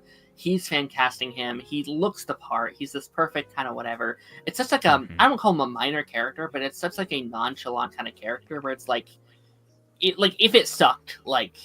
who cares about you? But you know, it's like great, it's not he the end could of the show world. up like infinitely Everywhere. though. Yeah. Right, but could... but Supergirl is promising to be like a really good movie based on the story, so like it could impact that quite heavily. Sure. I mean, and like again, I don't see a world where he's bad as Lobo. Like I don't see a world where he like. Again, he just kind of like Aquaman. Just kind of feels like Aquaman 2 throughout the whole movie. Felt like he was playing Lobo for at least the first half of that movie. Like when he's on the motorcycle with his kids saying "Whoa!" like up through the whatever. It's like this is Lobo. Like I don't know. I feel like that's your audition take for that role. And you know, I think it's very sweet to have like Aquaman clearly the bigger role. Clearly, like that's out of the two, that's the one you probably want to be, right? He's the staying power. Right. He's the big whatever. But for him, this is the role he that wants he would Lobo. want. Yeah, it's so wholesome. It's so cute. Yeah, it's like, all right, you could either play Superman, or you could play Animal the Riddler. Man. The Riddler. I don't know. And this guy really loves the Riddler. He played Superman, but he just wanted to play the Riddler. Yeah, like which is great. I think that's awesome. That you know he can actually have that dream fulfilled, and I think it's going to really come across on screen. I think when you've got an actor that is very much so a fan of the character and knows the backstory and knows the lore, and like that's why Henry Cavill as Geralt was such a big get, because he was such a huge fan of the Witcher games and the books and everything like that, and that's why it was such a big kind of moral dilemma for him when they went so far off the beaten path, and that's why he's not a part of the show anymore, is because he loved the character so much that he couldn't participate in the you know the assassination in the character assassination. I didn't have a problem with the show. Again, something that like I've played very little of the games, know a little bit of the lore, haven't read the books at all, but watched it because Henry Cavill is cool. Yeah. You know? But yeah, I think that's very, very similar in that regard. Yeah, I also, just to kind of round us out here, like, it also opens a door that we weren't sure if it was open to bring back Snyder people. You're right. Like, you're right. Every actor we've seen return has been from the James Gunn era or like the last kind of bit. So Blue Beetle, Peacemaker, Waller, stuff like that. And we were kind of we were wondering, like, could there be a role for Jason Momoa? Could there be a role for Henry Cavill, for Gal, and stuff like that? And I'd say this opens up, potentially. And you know, to be fair, I think Lobo can be such a big like special effects heavy character where I feel like you could cover him in paint or whatever it is and not notice. It's like, I think he's going to look like visually very different than his Aquaman, right? I feel like like I feel like modern audiences won't be, maybe they'll recognize him, but they won't be like, wait, is he also Aquaman? Like why is Aquaman in a biker jacket? Yeah. Aquaman in a biker jacket with a cigar? What's going on here? Yeah. Yeah, no, I think it's gonna work. I have no problems with this. I think it's fun. It's 50-50 for me. Obviously, like there's a difference between like physically like looking like a guy, like ish, and like being able to like pull it off. Do you know what I mean? Because he's such an outlandish character. Like, Jason Momoa likes to drink beer and throw axes. That's cool, but like Lobo himself is so like outlandish that I feel like it's gonna be difficult. So like good luck to him. I'm not saying he can't do it. I'm just saying that it's not as easy as everybody's making it seem. Sure. And yeah, I mean, like with any performance, like there has to be a work put in. If he half-asses it, right, then then yeah, like I actually would partly agree. I think a lot of times Jason Momoa just plays Jason Momoa. Yeah. So But I think in the context of Lobo, that works. Yeah, no. I think it's much easier. How much can it work until he's just a rock? I think it's much easier for Jason Momoa to be Jason Momoa and be Lobo than Jason Momoa be Jason Momoa and be Aquaman, if that makes sense. Like I feel like out of those two roles, I think that's the one that fits him most. But I don't disagree, Darth, that I think he can't just half-ass it. He does have to put a performance on. He has to make it his own. He has to dive into the script, which I don't doubt. Like again, he's so passionate. He wants to be that guy bad. Go ahead. No, I'm just saying I have faith that he will honor that character because, like you said, yes, he's so passionate about it. He's so passionate about the source material. It would be like they just cast Taz as Red Hood for the DCU. I'm gonna just go all in on it. You know. Let us all remember Ryan Reynolds' first attempt at Deadpool. Yeah. No, for sure. I mean, look at Dwayne Johnson as The Rock, right? That was Dwayne Johnson as The Rock. I mean, Dwayne Johnson. I mean, The Rock is a character. The Rock is a character too. But I will be a Black Adam apologist. I love that movie. I think it's fun. I think it's okay. I say love. I say love is strong. Love is strong. Love is strong, right? But I will say that there is nuance in that movie that doesn't get a lot of credit because I think they need to bring Pierce Brosnan back as Dr. Fate. Yeah, absolutely. Yeah, I would not be against that. But guys, thank you so much for watching. Thank you so much for dealing it out with me. Happy New Year's, everybody. We are here for Darth. It is New Year's Eve for us. There's a couple more minutes left. Yes. Be safe. Have fun. If you're going out on the New Year's stuff, be safe. Obviously, be careful. Yes. Have rides. All those fun stuff. Taz, where do people find you? Where are you located? YouTube.com/ToxicTaz. Be on the lookout. Hopefully going to be back to some videos this week now that the PC is good and I'm no longer Stuffy Taz. So be on the lookout for some fun content in the new year. Amazing. And what about you, Darth? YouTube Darth Bunyan. Come check me out. Say hi. I keep saying it, but I am making some videos soon. Like, I'm just waiting for a Sunday where I can make some videos, and I'm not going just busy, you know. Yeah. Nice. Yeah, absolutely. And yeah, I mean, in terms of me, join me this Thursday. We're going to be ranking our most anticipated movies of 2024. And then in terms of this show, I want to do most anticipated shows next week, but since this one took so long, maybe I'll wait a couple weeks for this one. We have less shows to talk about. We'll see how that goes. But no, we have fun things in store. And again, in terms of 2025 in the show, I'm so excited because there's so many big shows coming back, so many fun Marvel and DC stuff, along with other things. So I'm very excited. And I will see you guys on the flip side. Bye-bye.